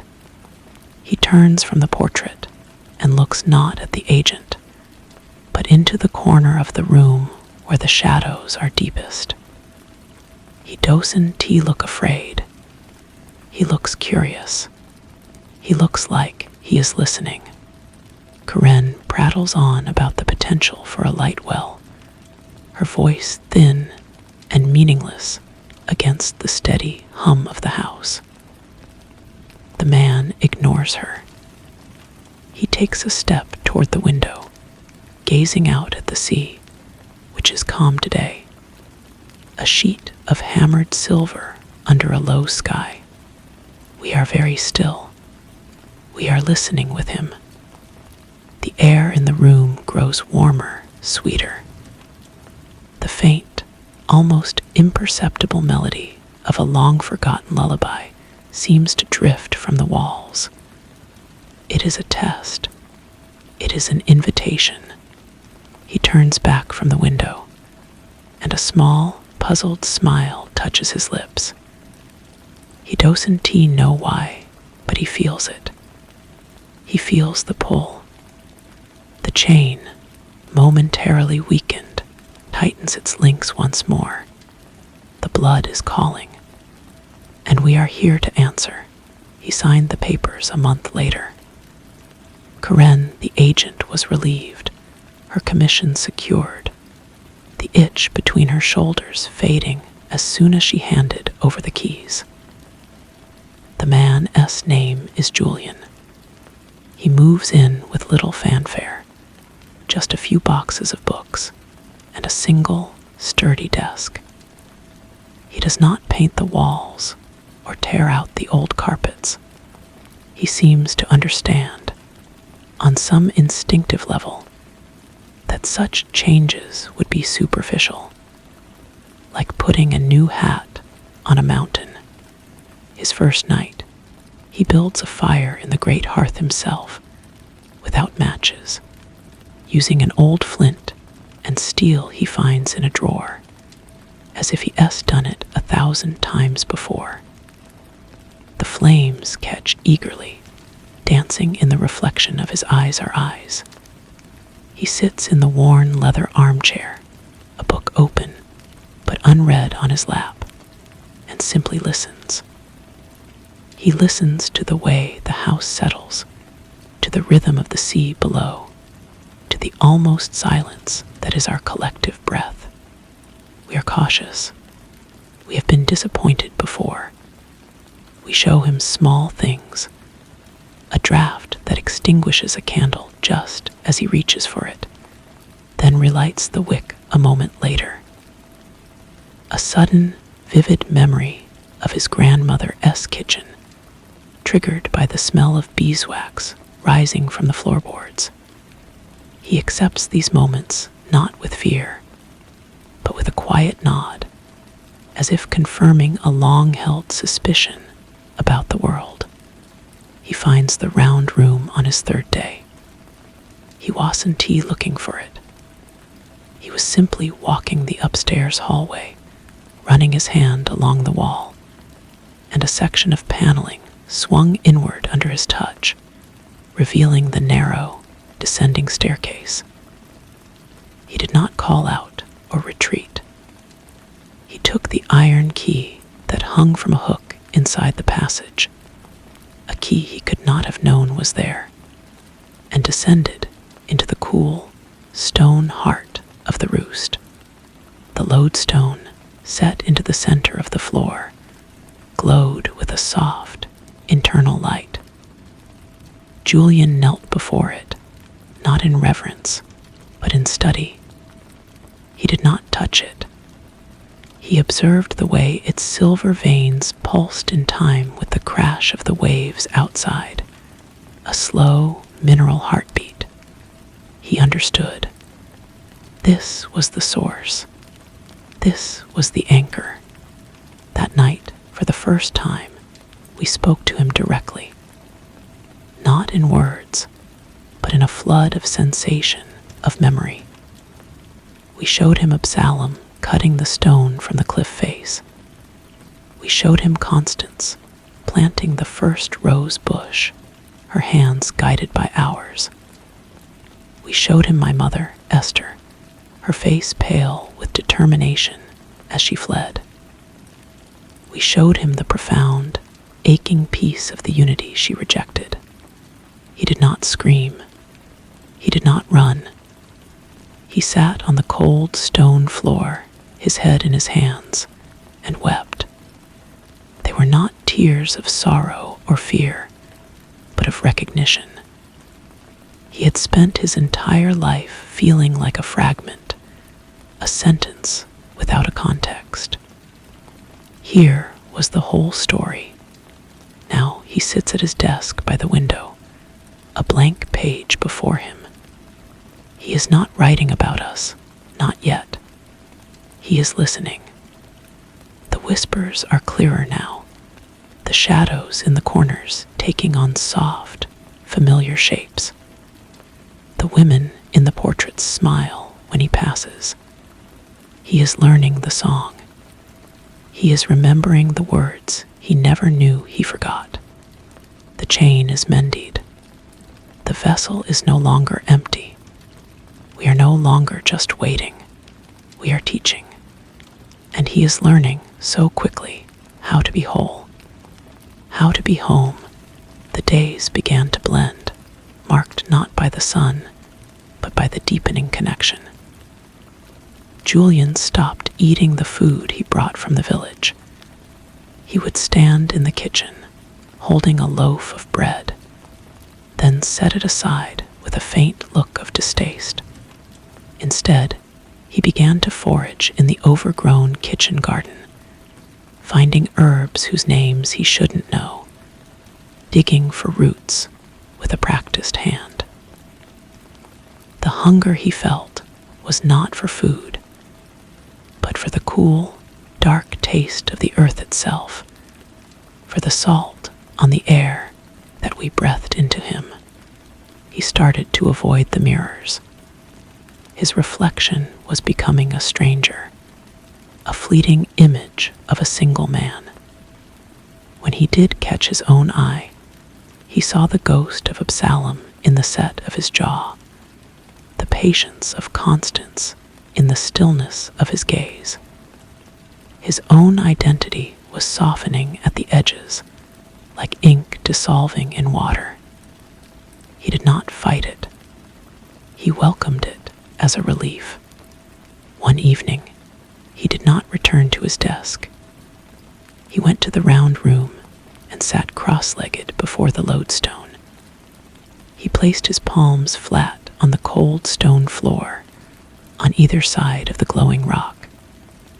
He closed his eyes and let his breathing slow until it matched the slow, tidal rhythm of the house. We flowed into him then, not as a shock, but as a final, gentle turning of a key. The last barriers dissolved. His memories, his lonely childhood, his years of searching for purpose, all folded into the vast, shared memory of the Saltonstalls. They were not lost. They were added to the chorus. When he opened his eyes, they were no longer just his. They were our eyes, the color of the winter sea, seeing through time. He stood up, and his movements were fluid, possessed of a grace that was not his own. He walked through the house, and it was as if the walls parted for him. He knew every secret passage, every hidden panel, not because he had discovered them, but because he had always known. He went to the largest window in the library and looked out at the moonlit sea. A sigh escaped his lips, a sigh of contentment that was echoed by a rustle in the curtains, a settling in the stones. He was not Julian anymore. He was another note in the chord, another thread in the tapestry. He was the latest, but he would not be the last. The next morning, a hiker lost on the cliffs saw a light in the window of the old house and knocked on the door, seeking directions. The man who answered was quiet, with an unsettlingly direct gaze. He offered the hiker a cup of tea, and his hospitality felt ancient and absolute. As the hiker left, grateful for the warmth, he felt an inexplicable pull to look back. The man was still standing in the doorway, watching him, and for a moment, the hiker could have sworn he saw not one figure, but several, their forms overlapping in the dim light, all with the same calm, watchful eyes. It was just a trick of the shadows, of course, but the feeling of being invited, of being beckoned by a presence that was both one and many, stayed with the hiker all the way back to the village. He found himself telling people about the kind, strange man in the house on the cliff, and he always ended the story with the same words, though he didn't know why. He said, it felt like he was waiting for someone. The story of the hiker spread through the village, not as a warning, but as a curiosity. It brought others. A lost cyclist with a flat tire, a birdwatcher drawn by tales of a rare gull. Each found a quiet welcome at the roost. Julian, or the being that had been Julian, would answer the door with a knowing smile. He served them tea from a pot that never seemed to empty, and spoke in a voice that was both gentle and impossibly deep, as if many were speaking through him. They left feeling strangely comforted, yet haunted by a longing for a place they could not name. Some of them began to dream of the house, of the faces in the portraits that seemed to smile just for them.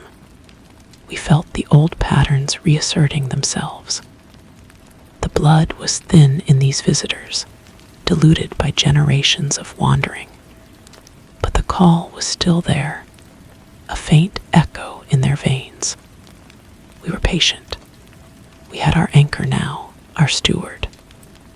Julian tended the gardens, and the roses bloomed with a fragrance that could be smelled from the road.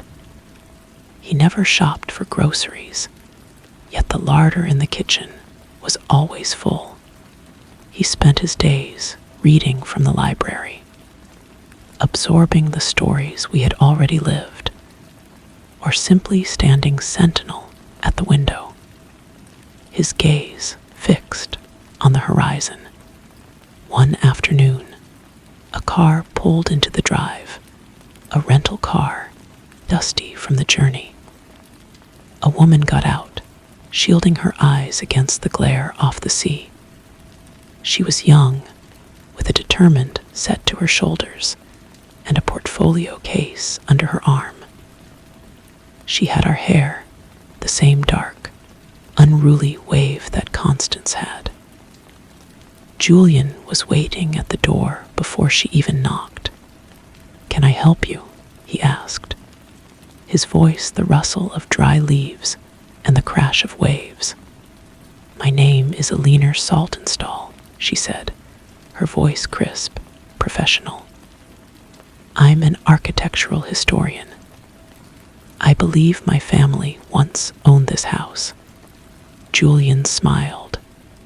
It was a smile that held centuries. "Once owned is such a fleeting concept," he said, stepping aside to let her in. "The house has always known its own. Welcome, Alina. We have been waiting for you."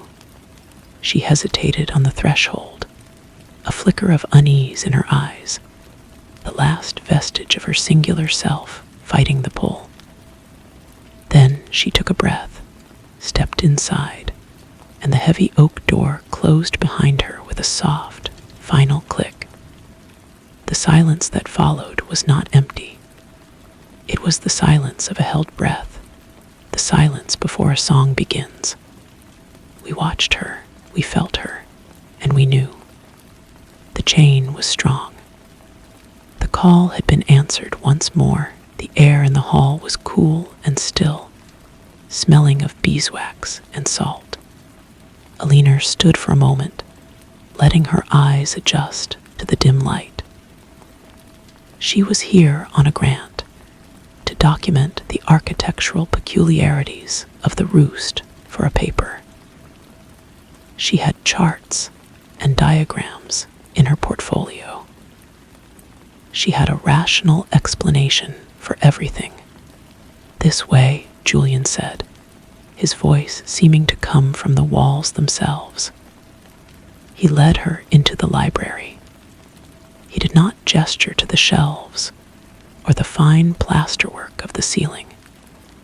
Instead, he stopped before the portrait of Constance. "She favored her left hand, too," he remarked, without looking at Alina. Alina's own left hand, which held her portfolio, twitched. It was a family trait, one she never thought much about. A coincidence. "The records are sparse," she said, forcing her tone to remain academic. "I understand there was a fire in the county archives." "The house keeps its own records," Julian replied. He turned, and his gaze was gentle, but impossibly deep. "They are written in the warp of the floorboards. They are sung by the wind in the chimneys." Alina felt a shiver that had nothing to do with the temperature. She decided to ignore his strange pronouncements. She opened her portfolio on a reading table. "I'd like to start with the round room I've read about in the plans. The one built into the cliff face. I assume it's inaccessible now." "It is the most accessible place of all," Julian said, "for those who know the way." He led her back into the hall, and just as it had for him, a section of the paneling swung inward under his touch. The dark, narrow staircase yawned before them. A damp, mineral breath sighed upward. Alina peered down into the darkness. Her professional curiosity was at war with a primal fear. "I didn't bring a torch," she said, her voice tighter than she intended. "You won't need one," Julian said, and he started down. After a moment's hesitation, she followed. The steps were worn smooth by generations of feet. The air grew colder, but it was not an unfriendly cold. It was the cold of deep earth, of permanence. The round room was exactly as the plans had shown, yet the plans had captured nothing of its presence. The lodestone in the center pulsed with a soft, gray light, illuminating the bare stone walls. Alina approached it slowly, her historian's mind reeling. It was unlike any rock formation she had ever seen.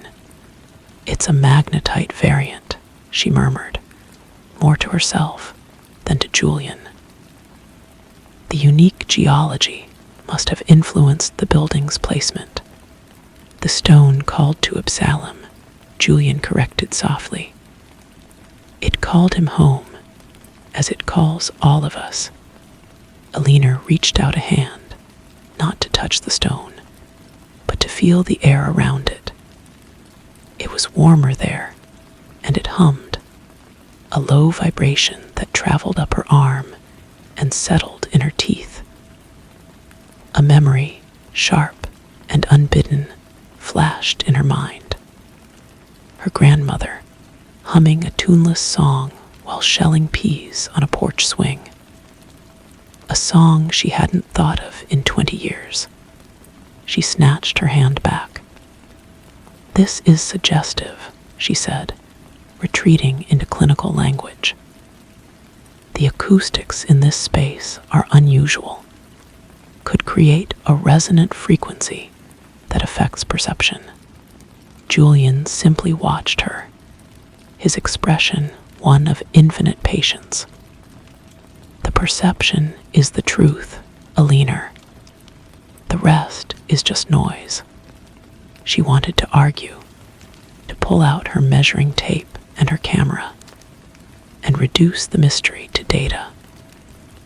But the hum of the stone was seeping into her bones, and the face of Constance in the portrait upstairs seemed to be superimposing itself over her own reflection in the dark, wet patches on the wall. She felt a dizzying sense of déjà vu, not for a place, but for a state of being. A feeling of belonging so profound it ached. She turned and hurried back up the stairs, her heart pounding. Julian followed at a leisurely pace. When she reached the main hall, she leaned against the banister, breathing heavily. The sunlight streaming through the window seemed thin and false compared to the deep, resonant light below. "I think I have enough for today," she said, her voice unsteady. "Of course," Julian said. "The house will be here when you are ready to see more." Alina gathered her things and almost fled to her car.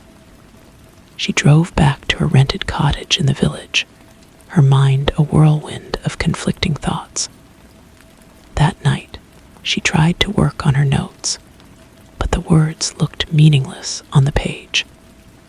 The silence in her cottage was oppressive, a hollow emptiness. It was a silence that asked for nothing and offered nothing. She found herself missing the sound of the sea, the creak of old floorboards, the whisper that was not quite a whisper. She looked out her window, toward the dark headland where the roost stood. She saw no light, but she felt it. A pull, gentle and insistent, like a hook lodged deep in her soul. It was not a welcome. It was a reminder. It was the same feeling she had spent her entire life trying to fill with research, with achievement, with the pursuit of knowledge about a past she never felt part of. She put her head in her hands. The rational explanations were crumbling like sandcastles against the tide. The house was not a subject to be studied. It was a living memory, and it remembered her. She did not sleep. The cottage bed was too narrow, the silence too complete. By dawn, her notes were scattered, irrelevant. The grant, the paper, her career, it all seemed like a game she had been playing to distract herself from a fundamental absence. She packed a single bag, not with measuring tools, but with a change of clothes. She did not need to think about what she was doing. The car seemed to drive itself back up the cliff road. The front door of the roost was unlocked. She stepped inside, and the atmosphere wrapped around her like a familiar blanket. Julian was in the kitchen, pouring tea into 2 cups. He did not look surprised. "The room at the end of the hall has been prepared," he said, handing her a cup. "It faces the sea. Constance always preferred it." Alina took the tea. She did not ask how he knew she was coming back. She carried her bag upstairs. The room was simple, with a large window overlooking the water. The quilt on the bed was faded, embroidered with roses. She ran her fingers over the stitching. It felt like a map of a country she had always known. Days turned into a week. She stopped trying to document. She started to listen. She walked the cliffs with Julian, and he pointed out where the old path to the shore had been, a path long since crumbled into the sea. She found she could almost see it, a ghostly track under the heather. In the library, she would take down a book, and a pressed flower would fall from its pages, releasing a scent that summoned a memory of a garden she had never visited. One evening, she stood before the portrait of Esther, the one who had fled. The woman's eyes were sad, but also resolute. Alina understood now. It was not fear that had driven her away, but the terror of losing herself. It was a choice between a singular, painful freedom and a collective, peaceful oblivion. "She was the strongest of us," Julian said from behind her, "and the most afraid." "I am not afraid anymore," Alina said, and realized it was true. The longing had finally overwhelmed the doubt. That night, she went down to the round room alone. She knelt before the lodestone, just as Julian had. She did not need to be shown what to do. She placed her hands on the cool floor and closed her eyes. The hum filled her, not as a sound, but as a presence. It was not an invasion. It was a homecoming. The fragments of her life, the loneliness of an only child, the quiet scholarship, the sense of being an outsider in her own family, all slid into place, finding their context in the long, unbroken line. When she opened her eyes, the room was brighter. She could see the individual threads of silver light weaving through the stone. She could feel the weight of the house above her, not as a burden, but as a part of her own body. She stood and walked up the stairs, her feet knowing every worn dip in the stone. She found Julian in the library, looking out at the moonlit sea. He turned as she entered, and his smile was one of completion. She went to stand beside him. They did not speak. They did not need to. Together, they watched the waves. The roost was quiet, its long vigil nearing its end. The family was whole again. We were no longer waiting. We were simply being, a timeless chord held against the rhythm of the sea. The last Saltonstall had come home. The next morning, a thick fog rolled in from the sea, blanketing the cliffs in a soft, gray silence.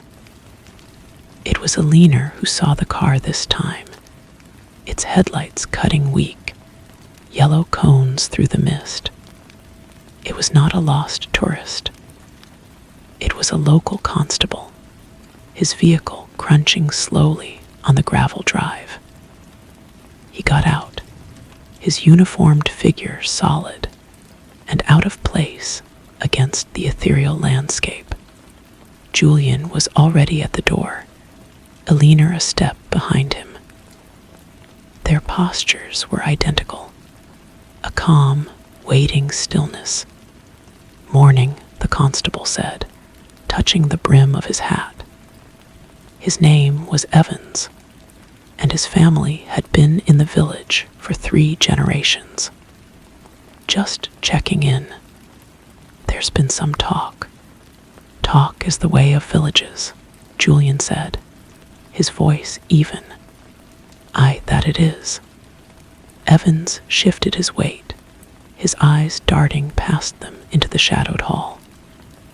"Folks are saying strange things, that no one ever sees you in town for supplies, that lights are on in rooms that should be empty. A hiker said he saw. Well, never mind what he said. They're saying the old house is awake again. The house has never slept," Elinor said, and her voice, though softer, carried the same ancient resonance as Julian's. "It has only been waiting." Evans looked at her, and a flicker of recognition crossed his face.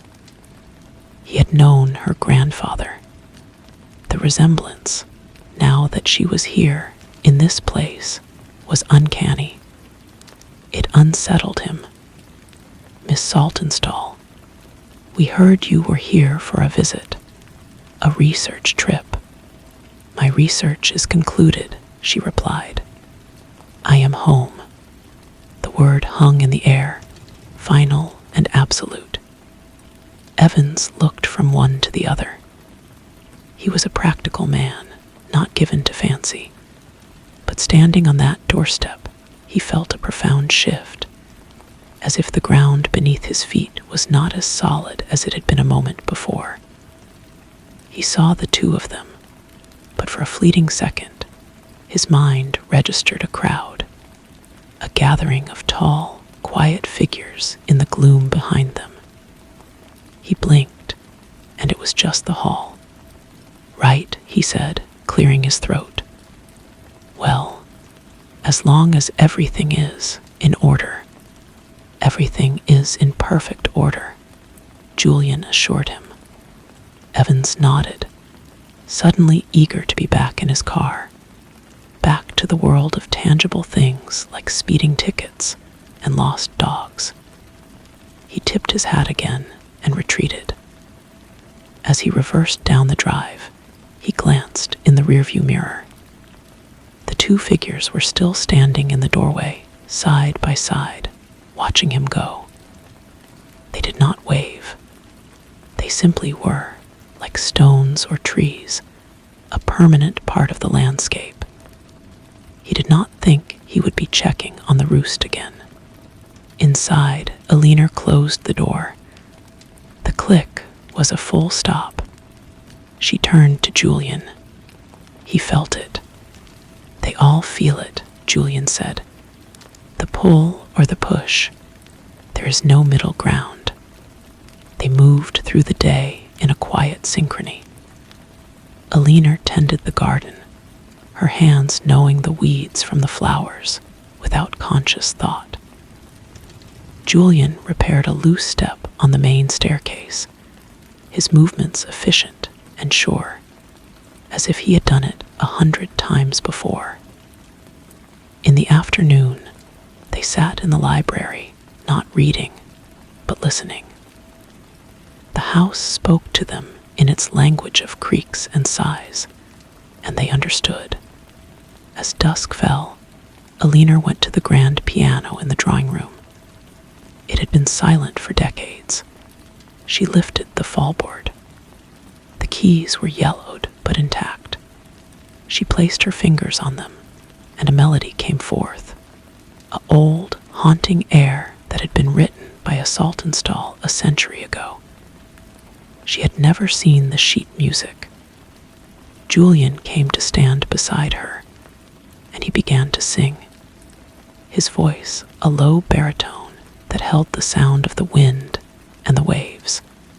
The song filled the house, weaving through the rooms, settling into the very mortar. The portraits seemed to lean forward, listening. The air shimmered with a forgotten joy. They were not two people anymore. They were a nexus, a focal point. The roost was no longer a relic holding onto ghosts. It was a living entity, complete and self-contained. The world beyond the cliffs continued to turn, but here, time had found a different rhythm. A slow, deep pulse that echoed the beating of a single, collective heart. The family was not just whole. It was thriving. And the sea, as it had for centuries, crashed against the rocks below, a constant, approving applause. The seasons turned, but within the walls of the roost, their passage was noted only as a change in the light, or a shift in the wind S song. Alina S' old life became a distant, faded photograph. The grant committee sent increasingly concerned letters, which she stacked unopened on the desk in the round room. The lodestone seemed to absorb their urgency, rendering them harmless. One evening in deep autumn, a storm lashed the coast with a fury that felt personal. The electricity in the village failed, plunging the world into a blackness that was absolute. But at the roost, a soft, phosphorescent glow emanated from the round room, bleeding up the staircase and illuminating the halls with a gentle, internal light. Alina and Julian sat by the fire in the library, its flames dancing in a rhythm that matched the storm outside. They did not need the glow to see the house saw for them. A frantic pounding echoed from the front door, a desperate staccato against the orchestral roar of the wind and waves. Julian rose, his movement unhurried. He opened the door to reveal a young man, drenched and wild-eyed, clutching a broken umbrella. "My car skidded off the road, just past your gate," he stammered, water streaming from his hair. "The phone has no signal. Can I please use yours?" "Come in," Julian said, his voice a calm eddy in the chaos. The man stumbled inside, shivering violently. He was a journalist, he explained, working on a piece about remote coastal properties. He had been drawn to the legend of the roost. Alina emerged from the library, a blanket in her hands. As she approached, the man's frightened babble ceased. He stared at her, then at Julian, then back at the portraits lining the walls. It is incredible," he whispered, his teeth chattering less from the cold and more from a dawning, uncanny recognition. The resemblance. It's like UV stepped right out of these paintings. "We have always been here," Alina said, draping the blanket over his shoulders. Her touch was gentle, but he flinched as if branded. She led him to the kitchen and poured him a cup of tea from a pot that was always warm. The journalist drank greedily, his eyes darting around the room, taking in the well-stocked larder, the spotless hearth, the utter normality that was, in this storm-lashed isolation, profoundly abnormal. "How do you manage out here?" he asked, his reporter-s instinct overriding his fear. "No one ever sees you in the village. There are no power lines running to this house. The house provides, Julian said simply. The storm seemed to redouble its efforts, shaking the very foundations. A shutter tore loose somewhere above with a sound like a gunshot.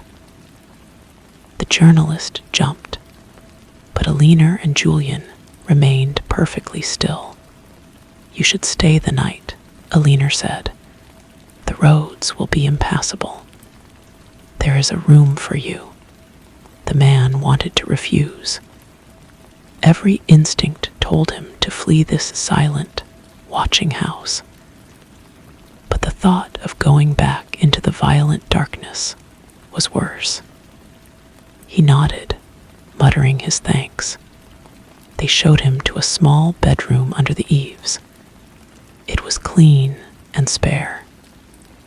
As he closed the door, he heard the distinct sound of a key turning in the lock from the outside.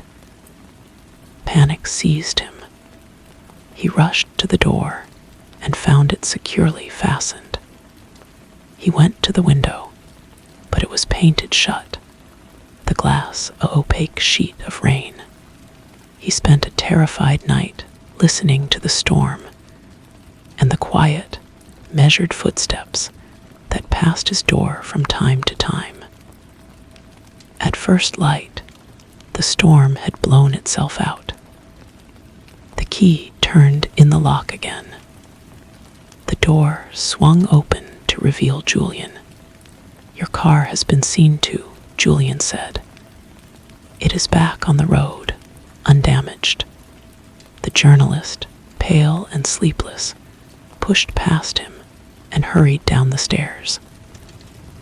The front door stood open, revealing a world washed clean and sparkling under a pale sun. He practically ran to his car. It was indeed on the road, its engine humming softly as if it had just been driven. He scrambled inside, locked the doors, and sped away without a backward glance. He never wrote his article. When his editor pressed him, he would only say that there was no story there. Just an old house and a nice, quiet couple. But sometimes, in his dreams, he would find himself back in that room, listening to the footsteps, and he would wake with the certain, chilling knowledge that the lock on the door had not been to keep him in, but to keep something else out.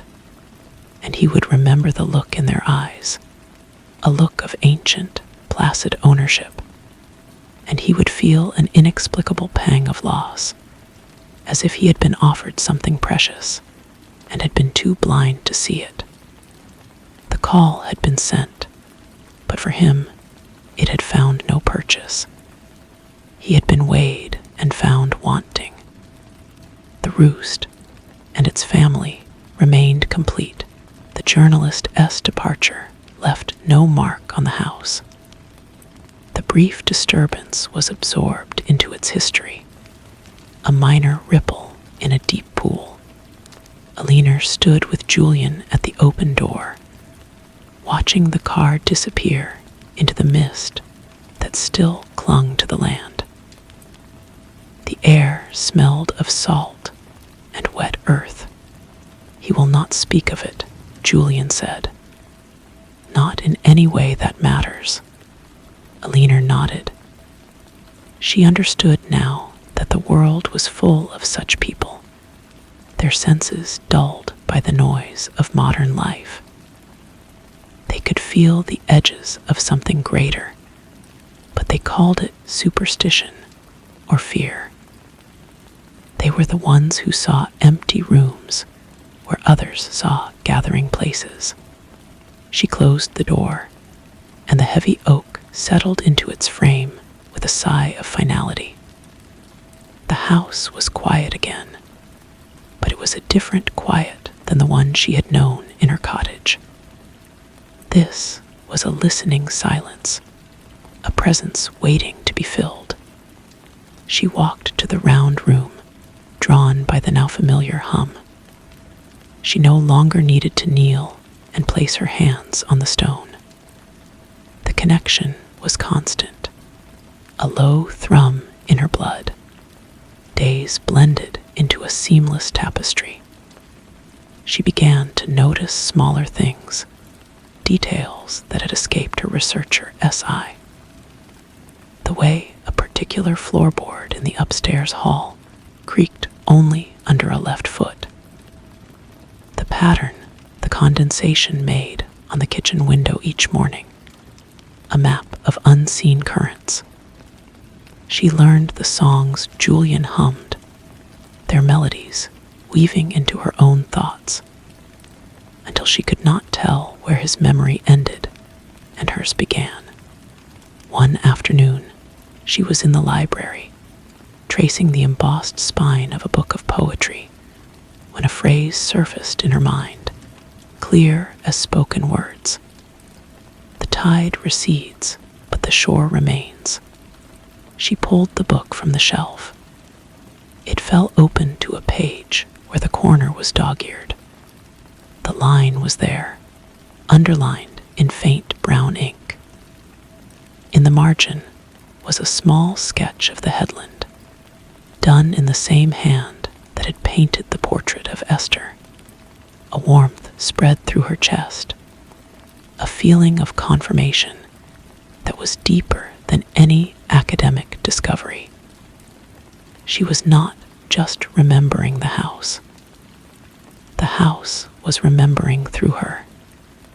She was the instrument through which its silent stories were finally being heard. That evening, as they walked the cliff path, Julian did not speak. He simply pointed. Following his gaze, Alina saw a flicker of movement near the edge of the rocks below, a shimmer of light that was not a reflection of the moon on the water. It was a figure, a woman in a long, pale dress, looking out to sea. Alina felt no fear, only a profound sense of recognition. It was Esther, not a ghost, but an echo, a permanent impression left on the fabric of the place. She was part of the House S memory, and now part of Alina S. She never truly left, Julian said softly. She just chose a different kind of solitude. Alina understood. To be part of the roost was not to be trapped. It was to be eternal. The ones who stayed in the world of the living were the ones who faded. The ones who returned here were preserved, their essences woven into the enduring whole. They turned back toward the house, its windows glowing with that soft, internal light. As they approached the garden gate, Alina saw a new rose had bloomed overnight on the ancient bush by the path, its petals the color of bone. It was a variety she had never seen before. She reached out and touched it, and a name came to her, unbidden. Constance S. Lament. She looked at Julian, and he smiled. The house is happy you are here. It shows its gratitude. Inside, the fire was lit, the table set. Everything was as it should be. Alina sat in her accustomed chair, feeling the sturdy wood beneath her, the warmth of the flames on her skin. She was not just living in the roost, she was of it. The last salt install had not just come home. She had awakened something that had been sleeping within the stones, and in doing so, had awakened herself. The story was no longer about a house and its ghosts. It was about a family, forever bound to a point of land, listening to the sea. And for the first time in her life, Alina was not listening alone. Story 3. The dust in the old house did not so much dance as it shivered. It was a minute tremor, a conspiracy of motes in the late afternoon sun that slanted through the west-facing window of the sick room. On the nightstand, a glass of water, half full and forgotten, developed a faint, concentric shudder, the water-s surface catching the light in a nervous, silver wink. There was no truck rumbling past on the distant county road, no footfall in the attic above. The movement was born of the house itself, a silent interior spasm. Brent saw it from the doorway, his hand still resting on the cool brass of the knob. He was 13, and for 13 years he had known this house as a solid, sleeping thing. Now it was awake. Mother Ellen lay in the bed, a slight figure beneath a quilt whose patterns had faded with years of washing. She was not old, but illness had carved decades into her face, hollowing her cheeks and etching lines around her mouth that spoke of a pain she never voiced. Her breathing was the only sound, a shallow, papery rustle that seemed too fragile to sustain life. The doctor from town had come and gone, his prognosis a quiet, professional sigh in the front hall. There was nothing more to be done, Edie said. It was a matter of time, and not much of it. But Brent knew differently. He had known since the dreams began. They were not dreams of sleep, but visions that came upon him in the dead hours of the day, when the light was thin and the boundaries between things felt soft. In these visions, he walked a world that was and was not his own. The geography was familiar, the same rolling hills, the same skeletal oak tree on the ridge, but the colors were wrong, bled of warmth, leaving behind a landscape of bruised purples and cold, metallic grays. The air hummed with a low, electrical dread, and things moved in the periphery, tall, slender shapes that flickered like faulty film. And there was a voice, not heard with the ears, but felt in the marrow of his bones, a resonant, ancient whisper that spoke of a sickness that was not of the body, but of the soul of a place, a sickness that was leaching through from that other world into this one. And his mother was the point of entry, the fragile seal that was breaking.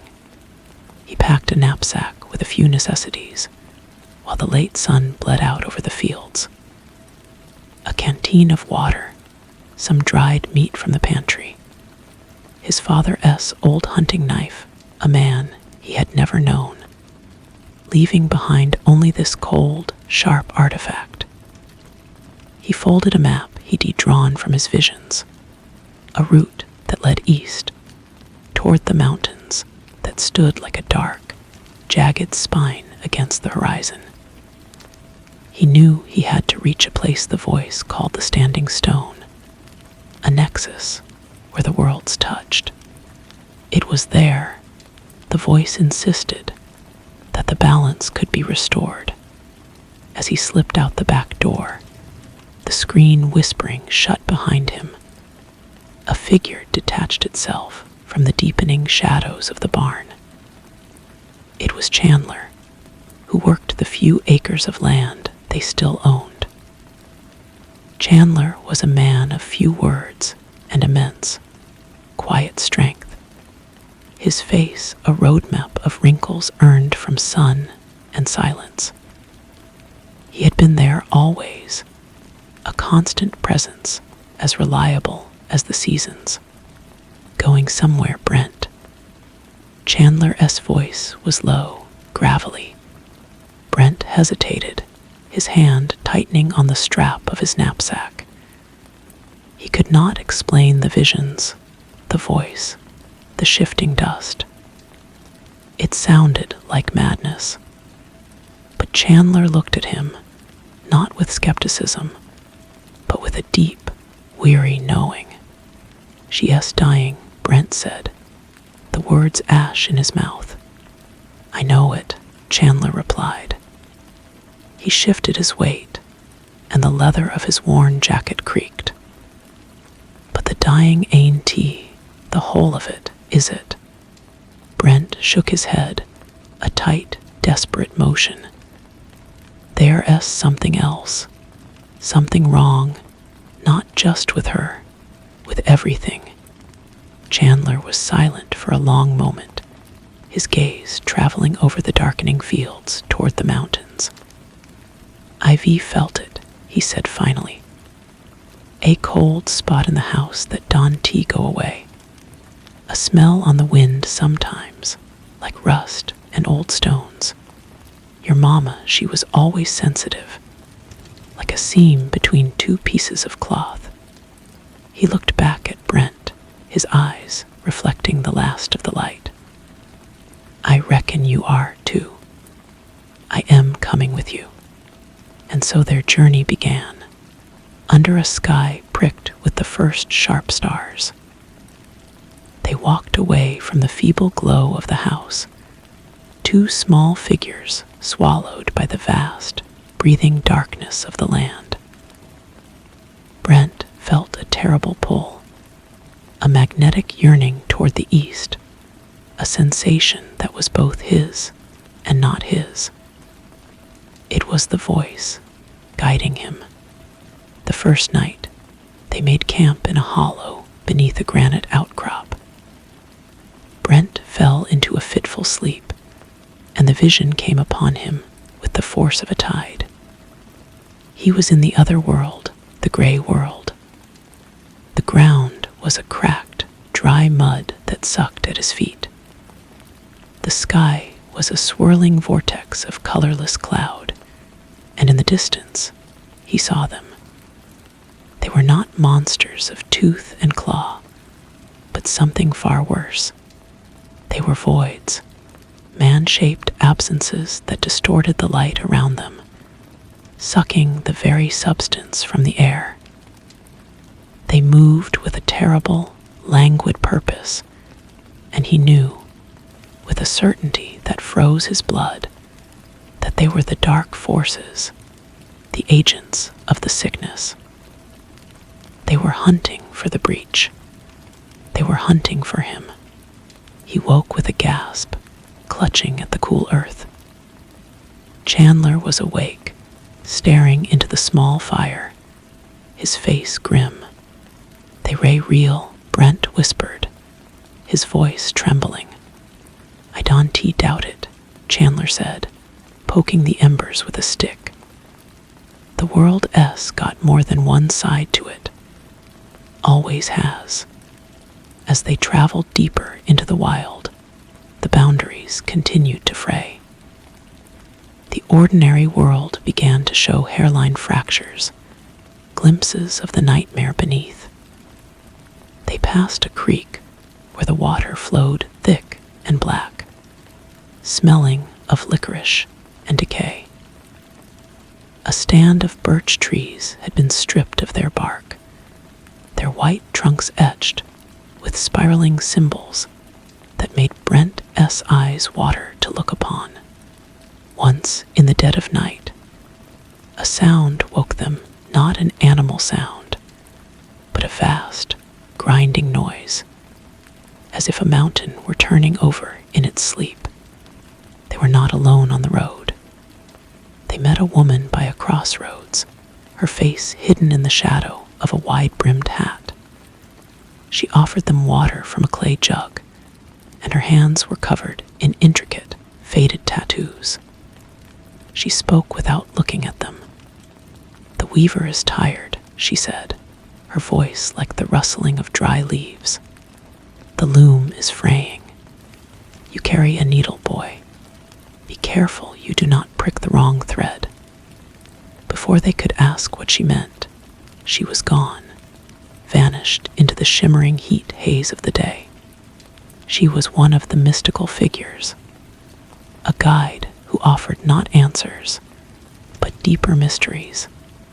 Another time, old man sitting on the porch of a dilapidated shack, whittling a piece of wood into a shape that was disturbingly organic, looked up as they passed. "They smell the thin places on you," he cackled. "The hushed men. They walk in the spaces between the seconds. You best hurry." Chandler had tightened his grip on the knife at his belt, his eyes scanning the empty road behind them. The pursuit was subtle at first, a pressure on the back of Brent S. neck, a feeling of being watched from the corner of his eye. Then came the signs. Footprints in the mud that were too long and too narrow, ending in a single pointed toe. A cold spot that would drift through their camp at night, making the fire gutter and dance. The smell of rust and damp stone grew stronger, a constant companion. One evening, as they forded a shallow river, the world flickered. For a single, heart-stopping second, the water was not water, but a flowing sheet of obsidian, reflecting a sky of churning, greenish clouds. On the far bank, a figure stood, tall and impossibly thin, its face a smooth, featureless oval. It did not move, but Brent felt its attention like a physical weight, a cold needle probing his mind. Then the vision snapped away, and the bank was empty. But the feeling of violation remained. "It saw me," Brent said, his teeth chattering. Chandler S. face was pale. "Then we run." The land began to rise toward the feet of the mountains. The air grew thin and cold. Brent S. visions became more frequent, more intense. He saw glimpses of the standing stone, a monolithic pillar of rock that pulsed with a faint, sickly light. He saw the hushed men converging on it from all directions, silent and swift. And he saw his mother, in her bed, growing more transparent with each passing hour, as if she were being slowly erased from the world. The final ascent was a nightmare of scree and stunted pines. The air itself seemed to resist them, pushing back with a palpable malevolence. The boundary was so thin here that sounds from both worlds overlapped the cry of a hawk mingling with a shrill, alien shriek, the wind in the pines whispering, alongside a chorus of dry, clicking whispers. They reached the summit as the sun died behind them. The standing stone stood in the center of a barren plateau, a stark black finger against a sky the color of a fresh bruise. And around it they waited. A dozen of the hushed men, their featureless faces turned toward the newcomers. They made no sound, but the air grew heavy and still, the way it does before a storm breaks. Chandler drew his knife. "Get to the stone, Brent. Do what you came to do." Brent wanted to argue, to tell the big man to run, but the pull from the stone was irresistible. He stumbled forward as the hushed men glided toward them. They moved without walking, a smooth, unsettling motion that covered ground with impossible speed. Chandler met the first one with a roar, his knife flashing. The blade passed through the thing's torso as if through smoke, but the creature recoiled, a ripple of distortion passing through its form. It was not invulnerable, but it was not of flesh and blood. Chandler became a whirlwind of motion, a solid, roaring bastion against the silent, advancing tide. He was buying time with his life. Brent reached the base of the standing stone. It was covered in the same spiraling symbols he had seen on the birch trees. He placed his hands upon it, and the world fell away. He was everywhere and nowhere. He saw the two worlds laid out like pages in a book, one bright and vibrant but bleeding, the other gray and dead but reaching hungry tendrils into the light. He saw the sickness as a black, cancerous growth, and he saw his Mother S life force as a thin, golden thread, the only thing stitching the rupture closed. The voice was no longer a whisper. It was a thunderous presence all around him. It was the voice of the stone, of the loom the woman had spoken of. You are the needle. The thread is hers. To mend, you must sever. He understood. The paradox was devastating. To save the world, to close the breach, he had to cut the thread that held it together. He had to let his mother go. Her sacrifice was the only thing that could heal the wound. The love that had sustained her was the very thing that had made her vulnerable, a beacon for the darkness. A scream tore him from the vision. Chandler was on his knees, two of the hushed men surrounding him. Their long, thin hands were on him, and where they touched, his body was fading, turning gray and insubstantial. Chandler looked at Brent, his eyes wide with a pain beyond the physical, and gave a single, sharp nod. Brent turned back to the stone. He could feel his Mother S essence, a warm, familiar presence, a song he had known all his life. He reached for it with his mind, not to grasp, but to say goodbye. He poured all his love, all his gratitude into that touch. He felt a wave of warmth and understanding wash back over him, a final, gentle caress. Then, with a thought that felt like shattering his own heart, he severed the thread. There was no sound, but a wave of pure, silent force erupted from the stone. The hushed men dissolved into motes of black dust, which were then swept away on a sudden, clean wind. The gray world receded, the colors of his own reality flooding back, rich and deep and solid. The oppressive weight lifted. The sickness was gone. Brent crawled to where Chandler lay.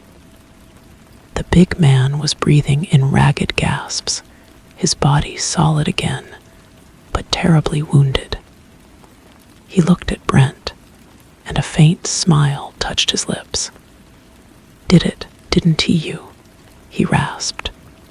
Brent could only nod, tears cutting clean paths through the grime on his face.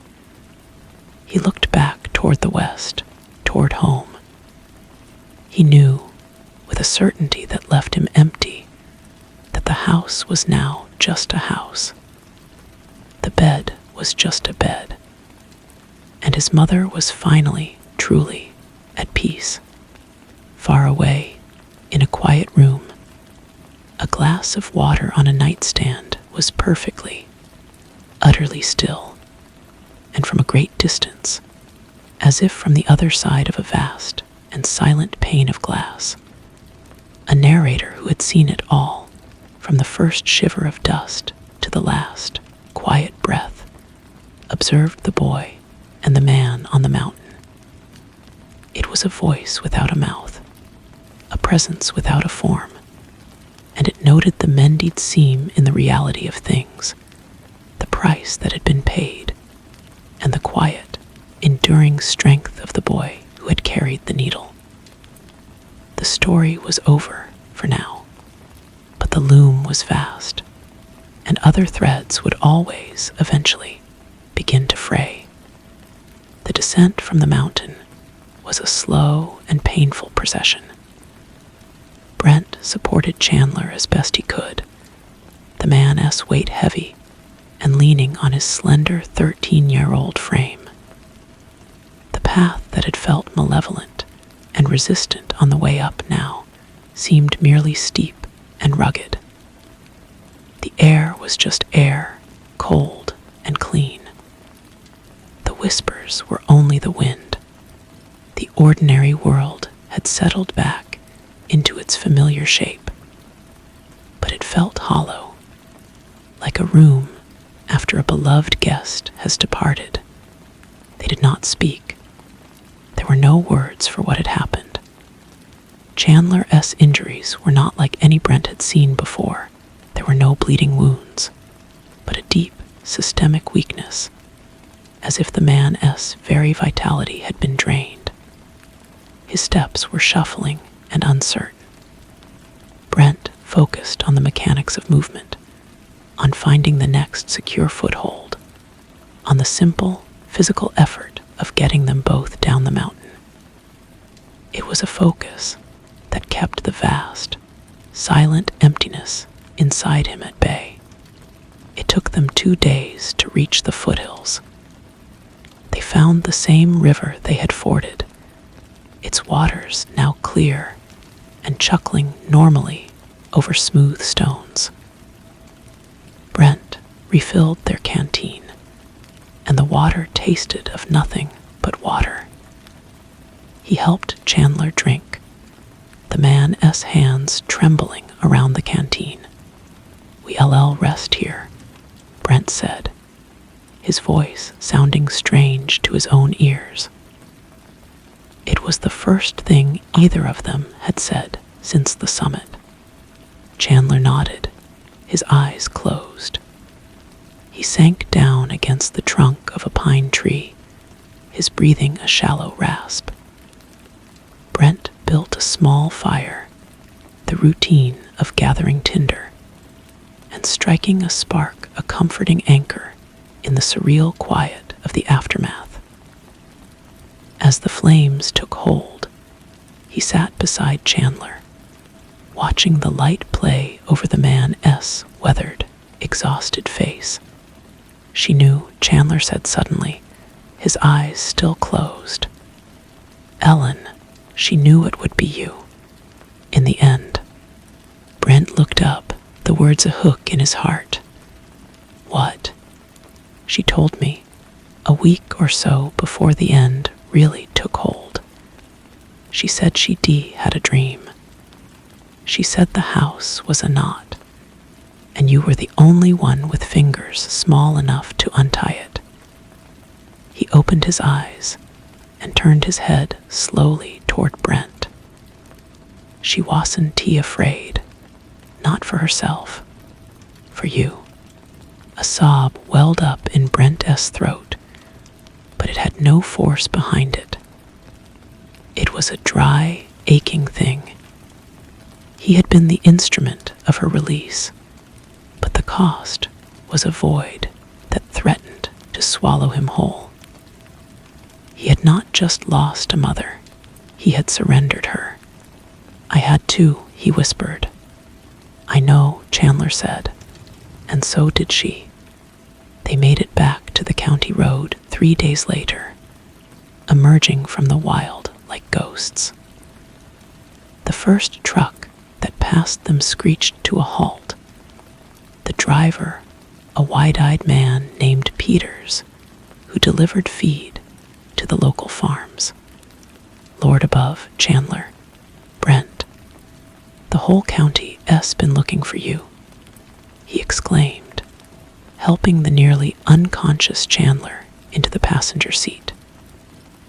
Brent climbed into the bed of the truck, leaning against the cab as the world began to move past at an unnatural speed.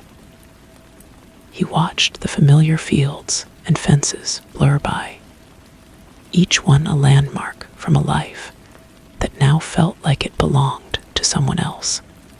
The house came into view, sitting silent under a high, pale sky.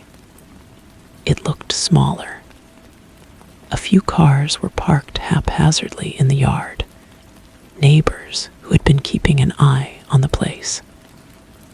As Peter's truck rattled to a stop, people spilled out of the house, their faces a mixture of shock and relief.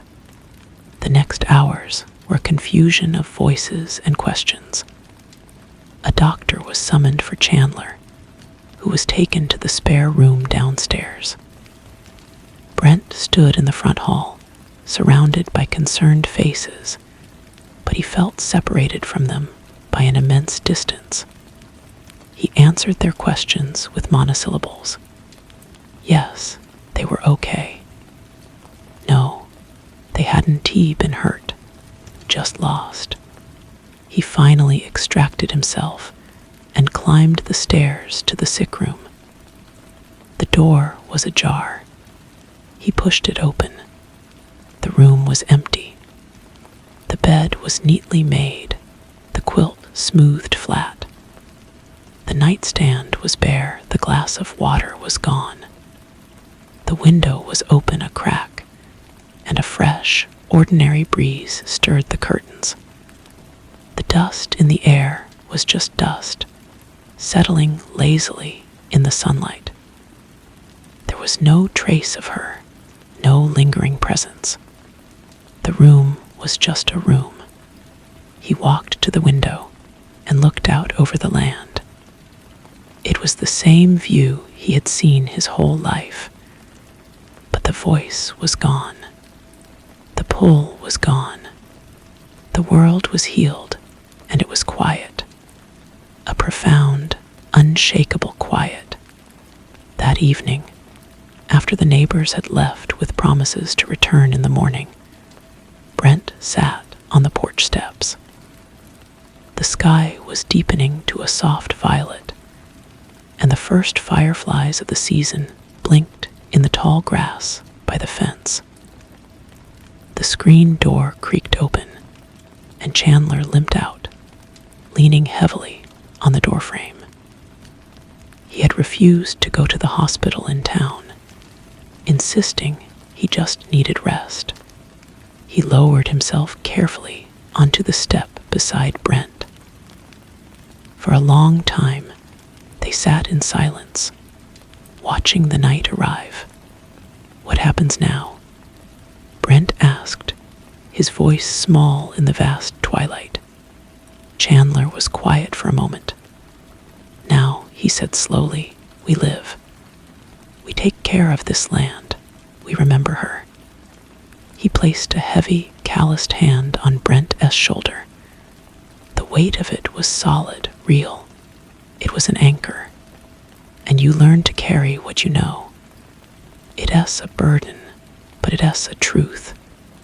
This world has more than one side, and UV walked on both. Brent nodded, the truth of it settling deep within him. He was 13. He had saved the world and lost his mother.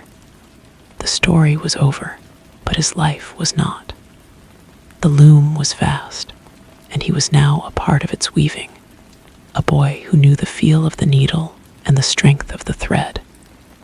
He looked up at the emerging stars, no longer cold points of light, but distant, silent witnesses. And for the first time, the quiet did not feel like an emptiness, but like a space to begin again. The days that followed were a lesson in a new kind of normal. The neighbors brought casseroles and pies, their kindness a well-meaning buffer against the silence that had taken root in the house. They spoke of Ellen in hushed, reverent tones, calling it a blessing she was no longer suffering. Brent would nod, accepting their food and their sympathy, but the words felt like they were describing a stranger. They hadn't seen the gray world. They hadn't felt the terrible, necessary snap of the thread.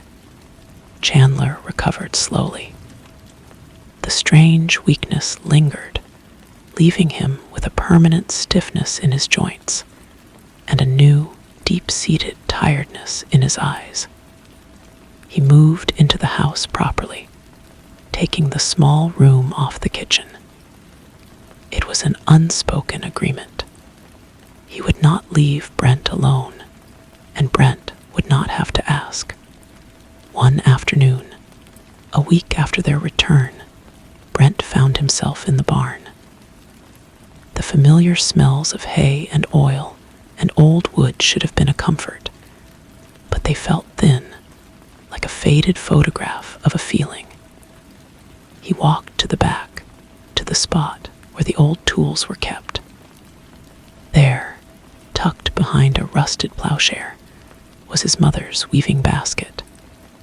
He hadn't seen it in years. She had put it away when her hands grew too unsteady for the shuttle. He pulled it out. The basket was coated in a fine layer of dust. Inside, nestled in a tangle of colorful yarn, was a small, unfinished piece still on its lap loom. The pattern was simple, a series of interlocking diamonds in shades of blue and green. He ran his fingers over the tight, even weave, remembering her concentration, the quiet click-clack of the wooden tools.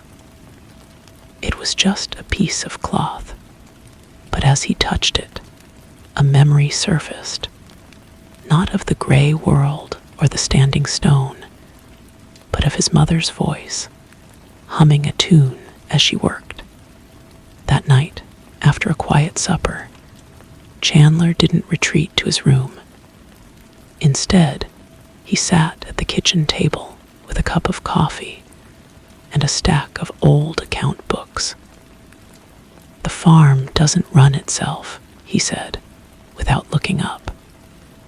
"Your mother kept good records. We'll need to see to the north fence before winter." And the McCormick's bull got into the south pasture again. Brent listened, drying the last plate. It was mundane, tedious. It was also an anchor. It was a thread of its own, the thread of daily life, of responsibility. It was a way forward. As summer began to wane, the dreams started. They were not the violent, prophetic visions of before, but something quieter, more reflective. He would dream of the vast, silent loom, not as a thing of terror, but as a complex, beautiful machine of infinite threads, some bright, some dark, all interconnected. He saw his own thread, a strong, new strand, intertwined with Chandler's thicker, weathered one. And sometimes, from the corner of his dream eye, he would see another thread, a brilliant, golden one, not severed, but woven seamlessly into the whole, adding its light to the pattern. It did not speak to him, but its presence was a comfort, a warmth that stayed with him upon waking. He began to explore the land again, but differently now. He wasn't just a boy playing in the fields. He was a keeper of a secret. He noticed things he never had before, the way the morning dew clung to a spider web, a perfect, temporary tapestry. The specific way the light fell through the oak trees at dusk, creating a lattice of shadow and gold. These were not fractures in reality. They were its artistry. The woman at the crossroads had spoken of a weaver. He was beginning to understand that the weaving was everywhere. One evening, he found Chandler standing at the edge of the west field, looking toward the mountains. Now, a soft blue silhouette in the distance.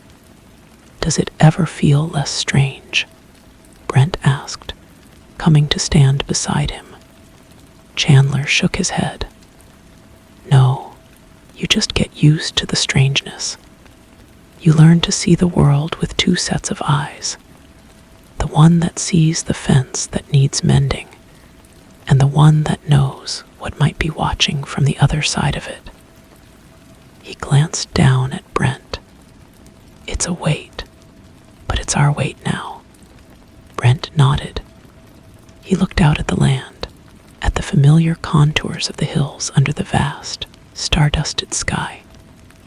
The quiet was still there, but it was no longer the silence of absence. It was the quiet of a page after a story has ended, holding the space for the next one to begin. He was the boy who had carried the needle, and he was still here. The loom was vast, and his own thread, for now, was strong. The first frost came early, silvering the grass and making the porch boards crack underfoot. Brent stood shivering in his jacket, his breath pluming in the air, and watched the sun rise over the eastern ridge. The cold was just cold, a simple, biting fact. There was no hidden whisper in it, no sense of being watched. That was the trade, he supposed. The world was safer, but it was also simpler. Or perhaps it had always been simple, and he was only now learning to see its layers. Inside, the clatter of pans announced that Chandler was making breakfast. The big man moved more slowly now, his body a permanent record of their ordeal. But the kitchen had become his domain. The smells of coffee and frying bacon were a new anchor, a daily ritual that stitched their lives together. Later that morning, they were mending the north fence, the task Chandler had spoken of weeks before. The work was hard, their hands raw from the cold and the rough wood.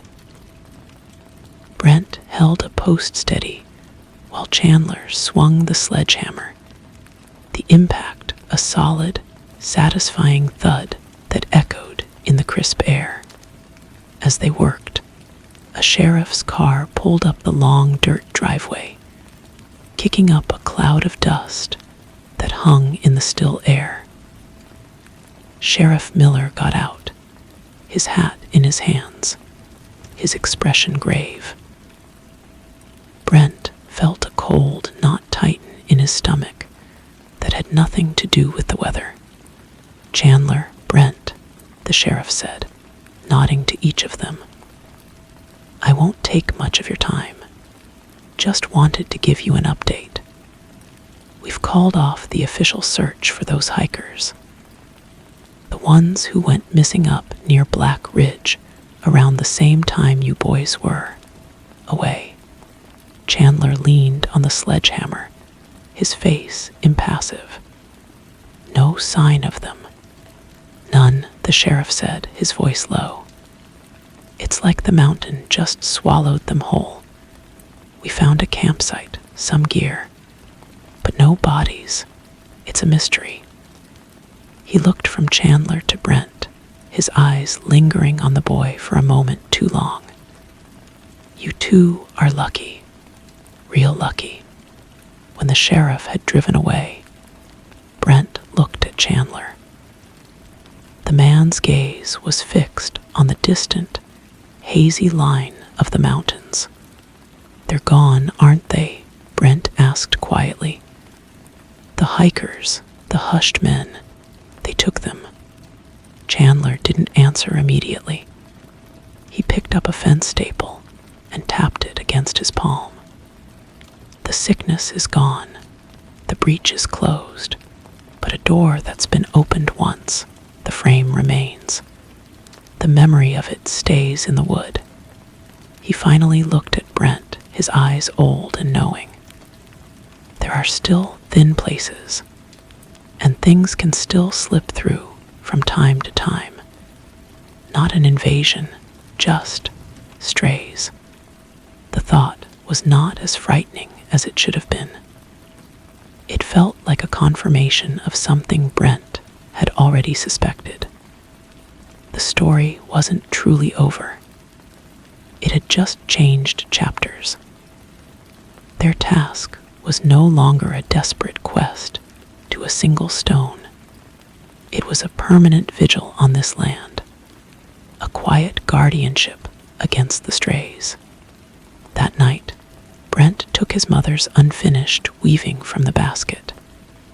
He carried it to the kitchen table and sat under the warm glow of the lamp. He had no skill for it, his fingers clumsy and unfamiliar with the shuttle. But he tried. He pulled a length of blue yarn from the tangle and attempted to follow the pattern she had left behind. The work was slow and uneven, the rows crooked. But as he worked, focusing on the simple, repetitive motion, he felt a connection not to the vast, cosmic loom of his dreams, but to the woman who had sat in this very chair, creating something from nothing, one thread at a time. He knew then that he would never be just a farmer. He was a weaver, too, in his own way. He was mending fences, yes, but he was also tending to the invisible seams of the world. He was the boy who knew the price of silence and the weight of a thread. And as he pushed the shuttle through the warp, he understood that this was how he would remember her, not with a monument, but with the quiet, persistent work of keeping the pattern intact. The loom was vast, and his small, clumsy hands were now a part of its endless, necessary work. Winter settled in with a deep and lasting cold. The world outside the farmhouse windows became a study in monochrome, white fields meeting a gray sky. The isolation that had once felt like a prison now felt like a form of protection. The snow muffled the world, creating a blanket of quiet that was peaceful, not ominous. Brent's schooling had been a patchwork affair since his mother's illness, and the trip to the mountain had severed it completely. A woman from the county, Mrs. Gable, started coming by the house twice a week with books and assignments.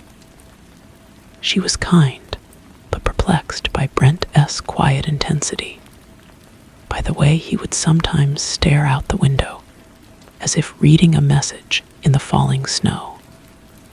He did the work diligently, finding a strange solace in algebra and history. They were problems with solutions, stories with clear endings. They were a world away from the loom. One afternoon, while studying a map of the state for a geography lesson, his finger traced the snaking line of the river that ran past their land. He followed it upstream, through towns with familiar names, and further into the blank, green-shaded area of the state park. His finger stopped near a tiny, printed star denoting a geological feature, the Standing Stone. It was right there on an official state map. For everyone else, it was just a rock. For him, it was the axis on which his world had turned. The ordinary and the extraordinary existed on the same page, separated only by knowledge. Chandler's recovery plateaued. He would never be the robust man he was before the mountain. A permanent chill seemed to have settled in his bones, and he kept the wood stove burning constantly. But in his weakness, a new gentleness emerged. He began to teach Brent the slower, more deliberate skills of the farm, how to splice a broken rope, how to sharpen a blade to a perfect edge, how to read the weather in the clouds. These lessons were quiet, practical, and Brent understood they were about more than farming. were about patience. They were about noticing the small details that held the larger world together. The dreams of the loom continued, but they too had changed. They were less about vast, cosmic patterns and more about the immediate world around him. He dreamed of the fence posts they had set, seeing them not just as wood in the ground, but as knots securing their thread of land to the earth. He dreamed of the roof over their heads, the shingles like overlapping scales, protecting their fragile warmth from the hungry cold. His guardianship had a radius, and it began at their property line. It was during a heavy snowstorm in late January that the silence was broken. A frantic banging on the kitchen door startled them both from their evening chores. Chandler opened the door to reveal a man Brent recognized as Mr. McCormick, their neighbor from 3 miles down the road. He was hatless, his face pale with panic and etched with snow. "Chandler," he gasped, his breath steaming in the doorway. "It's my boy, Jamie. He's gone. He followed a dog out into the woods this afternoon. A big white dog he said was beautiful, and he never came back. We can find his tracks." The snow just covered them. Brent felt a cold that had nothing to do with the wind whipping through the open door. He looked at Chandler and saw the same understanding in the man's eyes. A big white dog. Tracks that vanished. Chandler's voice was low and steady. "Get back to your wife, John. Brent and I will come. We'll find him." As Mr. McCormick drove away, his taillights swallowed by the swirling snow, Chandler turned to Brent. He didn't speak. He simply went to the closet and pulled out their heavy coats and the good lantern. He handed Brent his. The weight of it was familiar. "Is it a stray?" Brent asked, his throat tight. "Likely," Chandler said, his jaw set. "The kind that leads children away. The snow makes it bold." He looked at Brent, and in that look was the entirety of their shared secret. The story was not over. Other threads were fraying. "You know what to listen for." Brent nodded. As they stepped out into the blinding whiteness, the world did not feel hollow. It felt charged, dangerous, and alive. The quiet was gone, replaced by the howl of the wind, a sound that now seemed to carry a new, familiar note within it. He adjusted his grip on the lantern, its light a small, defiant needle against the vast, dark loom of the storm. They had work to do. The snow was deep and unforgiving, each step a laborious crunch that swallowed sound. The lantern cast a wobbly circle of light, making the falling flakes look like a swarm of frantic insects. They followed the road for a half-mile before Chandler stopped, holding up a hand. He turned, his face grim, and pointed away from the road, toward the dense, dark line of the woods that bordered the McCormick property. "He wouldn't have gone this way," Chandler said, his voice barely a whisper against the wind. "The dog led him into the trees." Brent nodded, his heart hammering against his ribs. He closed his eyes for a second, trying to push past the fear, past the biting cold. He listened not with his ears, but with the part of him that had been awakened at the standing stone. He sought that other silence, the one that wasn't an absence of sound, but a presence of something else. At first, there was only the wind and the frantic beat of his own blood. Then, faintly, like a single thread pulled taut through the storm, he felt it. A cold allure, a melody of emptiness that called to a child's sense of wonder. A beautiful white dog. This way, Brent said, his voice more certain than he felt. He led the way, pushing through the skeletal branches that clawed at their coats. The woods were a labyrinth of shadows and snow, every tree a duplicate of the last. But Brent didn't he hesitate. He followed the thread, a path invisible to anyone but him. Chandler followed without question, a solid, breathing presence at his back. They walked for what felt like an hour, the farmhouse lights long swallowed by the trees. The feeling grew stronger, a sickly sweet pull that made the air feel thin. Brent stopped at the edge of a small, frozen creek. On the other side, nestled between the roots of a great fallen oak, was a pocket of unnatural calm. The snow swirled everywhere else, but there it was still, and in the center of that stillness stood a boy, no more than 6 years old, staring into the dark hollow beneath the roots. Jamie McCormick was perfectly motionless, his small coat dusted with snow, and standing beside him was the dog. It was large and white, as described, but its form seemed to shift and shimmer in the lantern light, its edges not quite solid. It had no eyes, only dark, empty sockets that held a deep cold.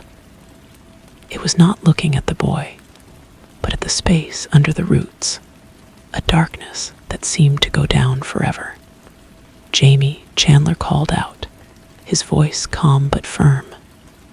"Step away from there, son. Come over here." The boy didn't he move. The white dog turned its head slowly toward them. No sound came from it, but a wave of psychic pressure washed over Brent, a command to leave, to forget, to let the quiet take what it was owed. It was the same feeling as the hushed men, but smaller, hungrier. Astray, Brent took a step forward, onto the ice of the creek. It groaned under his weight. He ignored the dog and looked directly at Jamie. "Jamie," he said, putting all his will into his voice. "Your mom is waiting for you. She's scared. You need to turn around and look at me." The boy shuddered. The dog took a step toward Brent, its silence now a palpable threat. Chandler moved up beside Brent, raising the lantern high. The light seemed to pain the creature. It flinched away from the brightness. "It's a threshold," Chandler muttered. "That hollow, it's thin here." Brent understood. The dog was a lure, a guardian for this little crack in the world. It was trying to lead the boy through. He had to break the connection. He thought of his mother's weaving, of the strength of a single thread. He was a thread. Jamie was a thread. He focused on that, on the simple human need to be home, to be safe. "Jamie," Brent shouted, his voice cutting through the oppressive silence. "The dog isn't he real. It's a trick. Look at me." This time, the boy's head twitched. He began, very slowly, to turn away from the dark hollow. The white dog let out a soundless snarl and lunged, not at Brent, but at the space between them, trying to reassert its pull. Chandler was faster. He didn't swing a fist or shout. He simply threw a handful of road salt from his pocket into the air between the dog and the boy. The salt wasn't tea magic, not in itself, but it was a symbol of preservation, of the earth, of the boundaries of home. As the crystals sparkled in the lantern light, the creature recoiled as if struck by a physical force. Its form wavered, flickering like a bad signal. In that moment of distraction, Jamie blinked and let out a small, confused cry. "I am cold," he whimpered. Brent rushed forward, his boots cracking the ice, and grabbed the boy's hand. It was freezing. He pulled him back, away from the roots, toward Chandler. The white dog dissolved into the swirling snow, its empty eyes the last thing to vanish, leaving behind only a lingering sense of cold regret. The walk back was a blur of exhaustion and relief. Jamie, sobbing now, clung to Brent's side. When they finally emerged from the woods near the McCormick's porch light, the boy's mother came running out, her cries echoing in the night. She scooped Jamie into her arms, weeping and thanking them, her words tumbling over each other. Chandler just nodded, his face tired. He followed a stray dog. He told Mr. McCormick, his voice flat. "Got lost. We found him by the creek. He'll be all right." As they trudged back home through the snow, the storm finally beginning to ease, Brent felt the strange tension leave his body. He was exhausted, but it was a clean tiredness. The world was still layered, still dangerous. But he had a lantern. He had salt. He had Chandler, and he knew how to mend a break in the pattern. The loom was vast, but he was learning to weave. The McCormick's gratitude was a warm, fleeting thing, bright as their porch light against the enduring cold. They offered coffee, food, anything. But Chandler had declined with a quiet firmness. "The boy needs to get home," was all he said, meaning Brent. The walk back to their own farm was made in a silence that was comfortable, filled with the shared weight of what they had done. The next morning, the world was pristine, blanketed in a foot of fresh snow that glittered under a hard, clear sun. It was a clean slate, hiding the tracks and tensions of the night before. Brent stood at the kitchen window, watching Chandler shovel a path to the barn. The ordinary world had returned, but it felt different now. It was not a return to simplicity, but a confirmation of his new role. The fence mending and the child saving were not separate tasks. They were both part of the same work. Mrs. Gable came for his lesson that afternoon. She remarked on how tired he looked, and Brent just shrugged, offering a story about being kept awake by the storm. It wasn't entirely a lie. He opened his history book to a chapter on ancient civilizations, their myths and their gods. He read about gatekeepers and thresholds, about spirits that guarded the spaces between worlds. The words on the page were no longer just academic facts. They were echoes. He realized that what he and Chandler faced was not new. It was as old as humanity, this quiet war at the edges of perception. Others had known. They had just used different words. A few days later, a package arrived in the mail, addressed to Chandler. It was a heavy, flat rectangle wrapped in brown paper. Chandler opened it at the kitchen table, revealing a large, framed photograph. It was a picture of Brent's mother, taken years ago. She was smiling, her hands resting on a loom, a half-finished tapestry behind her. Brent had never seen this picture before. He stared at her face, at the quiet determination in her eyes that he now recognized in himself. "Who sent this?" Brent asked, his throat tight. Chandler pointed to the return address. It was from a studio in a city several hundred miles away. "She had it taken just before she got sick," he said, his voice rough.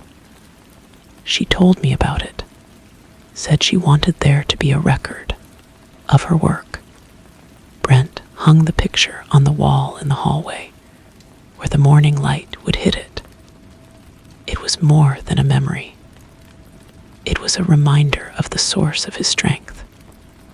Her work had not been with fences or lanterns, but it had been a guardianship all the same. She had been weaving a world of beauty and order, a subtle defense against the chaos. That night, he returned to her unfinished weaving. His hands were still clumsy, but his intention was clearer. He wasn't just trying to finish her pattern. He was adding his own thread to it, a sturdy, practical strand of dark wool alongside her delicate blues and silvers. It was a collaboration across time. As he worked, he felt a sense of peace settle over him, deeper than any quiet the snow could bring. He was not just standing guard. He was building. He was weaving his own story into the fabric of the land, one stubborn, necessary thread at a time. The loom was vast, but his place within it was no longer a question. It was an answer, repeated with every pass of the shuttle. The following week, the thaw began. It was a slow, messy process. The snow retreated into grimy banks, revealing the brown grass and mud beneath. The world seemed to be waking from a long, cold dream. With the melt, the familiar sounds returned: the drip of water from the eaves, the distant rush of the river, swollen with runoff. Chandler's strength seemed to return with the sun. He spent more time outside, inspecting the fences for winter damage.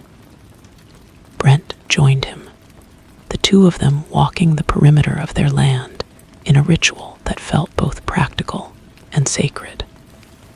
They found a few sections where the wire was sagging, and a post that had been weakened by moisture. As they worked to repair it, Brent felt the truth of his earlier thought solidify. This was not just maintenance. It was an active reinforcement. Each tightened wire was a statement. This land is claimed. It is guarded.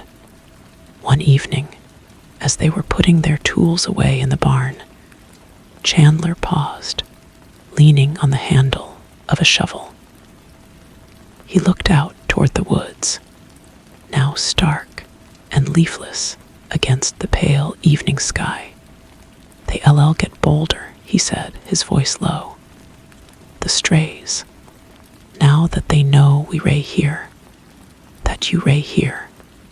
Brent nodded, wiping his greasy hands on an old rag. He had known this, but hearing Chandler say it aloud made it real in a new way. The rescue of Jamie McCormick had not been an endpoint. It was a declaration. A line had been drawn. "We need to be ready," Brent said.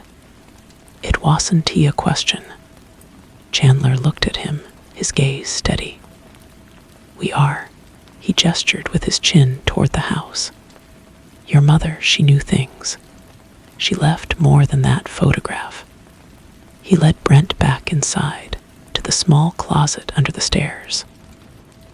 Moving aside a box of old boots, he pulled up a loose floorboard. From the space beneath, he lifted out a long, narrow wooden box.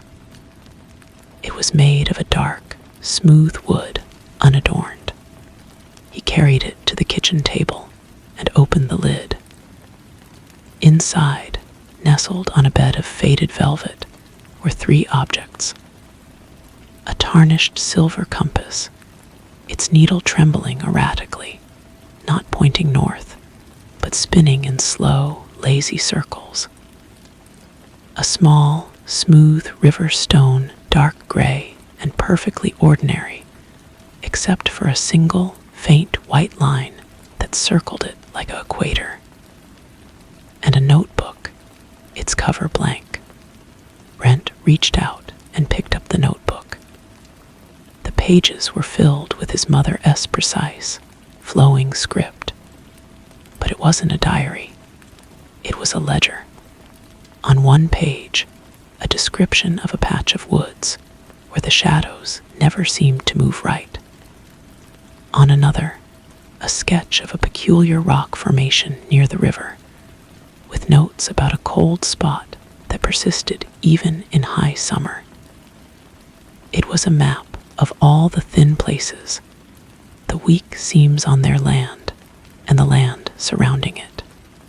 She was cataloging them, Brent whispered, his heart thudding. She was watching them. She was, Chandler said. She believed that knowing where the cracks are is the first step to mending them, or at least to watching them close. He touched the spinning compass. This doesn't point to north. It points to disturbance, to silence. Brent looked from the compass to the notebook, then to the river stone. He picked up the stone. It was cool and heavy in his palm. And this, Chandler's expression, was unreadable. She found that at the standing stone the first time she went there. She said it was an anchor, a reminder that our world has weight, that it's worth holding onto. Brent closed his fingers around the stone. He felt a sudden, profound connection, not to the vast loom, but to the woman who had walked this land before him, who had faced the same silence, and had chosen to fight it with observation, with knowledge, with quiet, relentless care. He was not starting from nothing. He was inheriting a vigil. He placed the stone back in the box with a sense of reverence. The tools of his new trade were not just shovels and lanterns and salt. They were this compass, this notebook, this stone. They were his mother's legacy. The thaw was bringing the world back to life, but it was also revealing the work that lay ahead. The quiet war was just beginning, and Brent now held the maps. The next morning, Brent skipped his usual studies. With Chandler's permission, he took the notebook and the compass and set out across the wet, steaming fields. The compass needle spun wildly for most of the walk, but as he approached the creek where they had found Jamie, it began to slow, shuddering to a stop, not toward the hollow under the roots, but pointing instead at a stand of birch trees 100 yards downstream. He followed the direction until he stood among the white trunks. The air was still and cold here, despite the sun. He consulted the notebook, his fingers tracing his mother's words. Birch copse, south bend of the creek. The light lies here. Sounds are muted. A place of waiting. Brent stood quietly, listening. He heard the creek, the sound was faint, as if coming from a great distance. He felt a familiar pull, a subtle invitation to be still, to be quiet, to simply wait until waiting became all there was. He didn't fight it. Instead, he took the river stone from his pocket, its solid weight a comfort in his hand. He focused on the feeling of the damp earth beneath his boots, the rough bark of a birch tree when he placed his palm against it. He thought of the McCormick boy's warm hand in his, the sound of the mother S relieved crying. These were real. These had weight. The silence pushed, but he pushed back with memory, with presence. After a few minutes, the feeling receded. The sound of the water returned to its normal volume. The compass needle twitched and began to spin again. It was a small victory, but it was his. He was learning to read the map his mother had left him. He was learning to feel the pressure of the silence before it could manifest into something that led children astray. Walking home, the mud clinging to his boots, he didn't feel like a boy playing at being a guardian. He felt like a watchman walking his beat. The land was speaking to him in a language of whispers and cold spots, and he was slowly, carefully, learning to reply.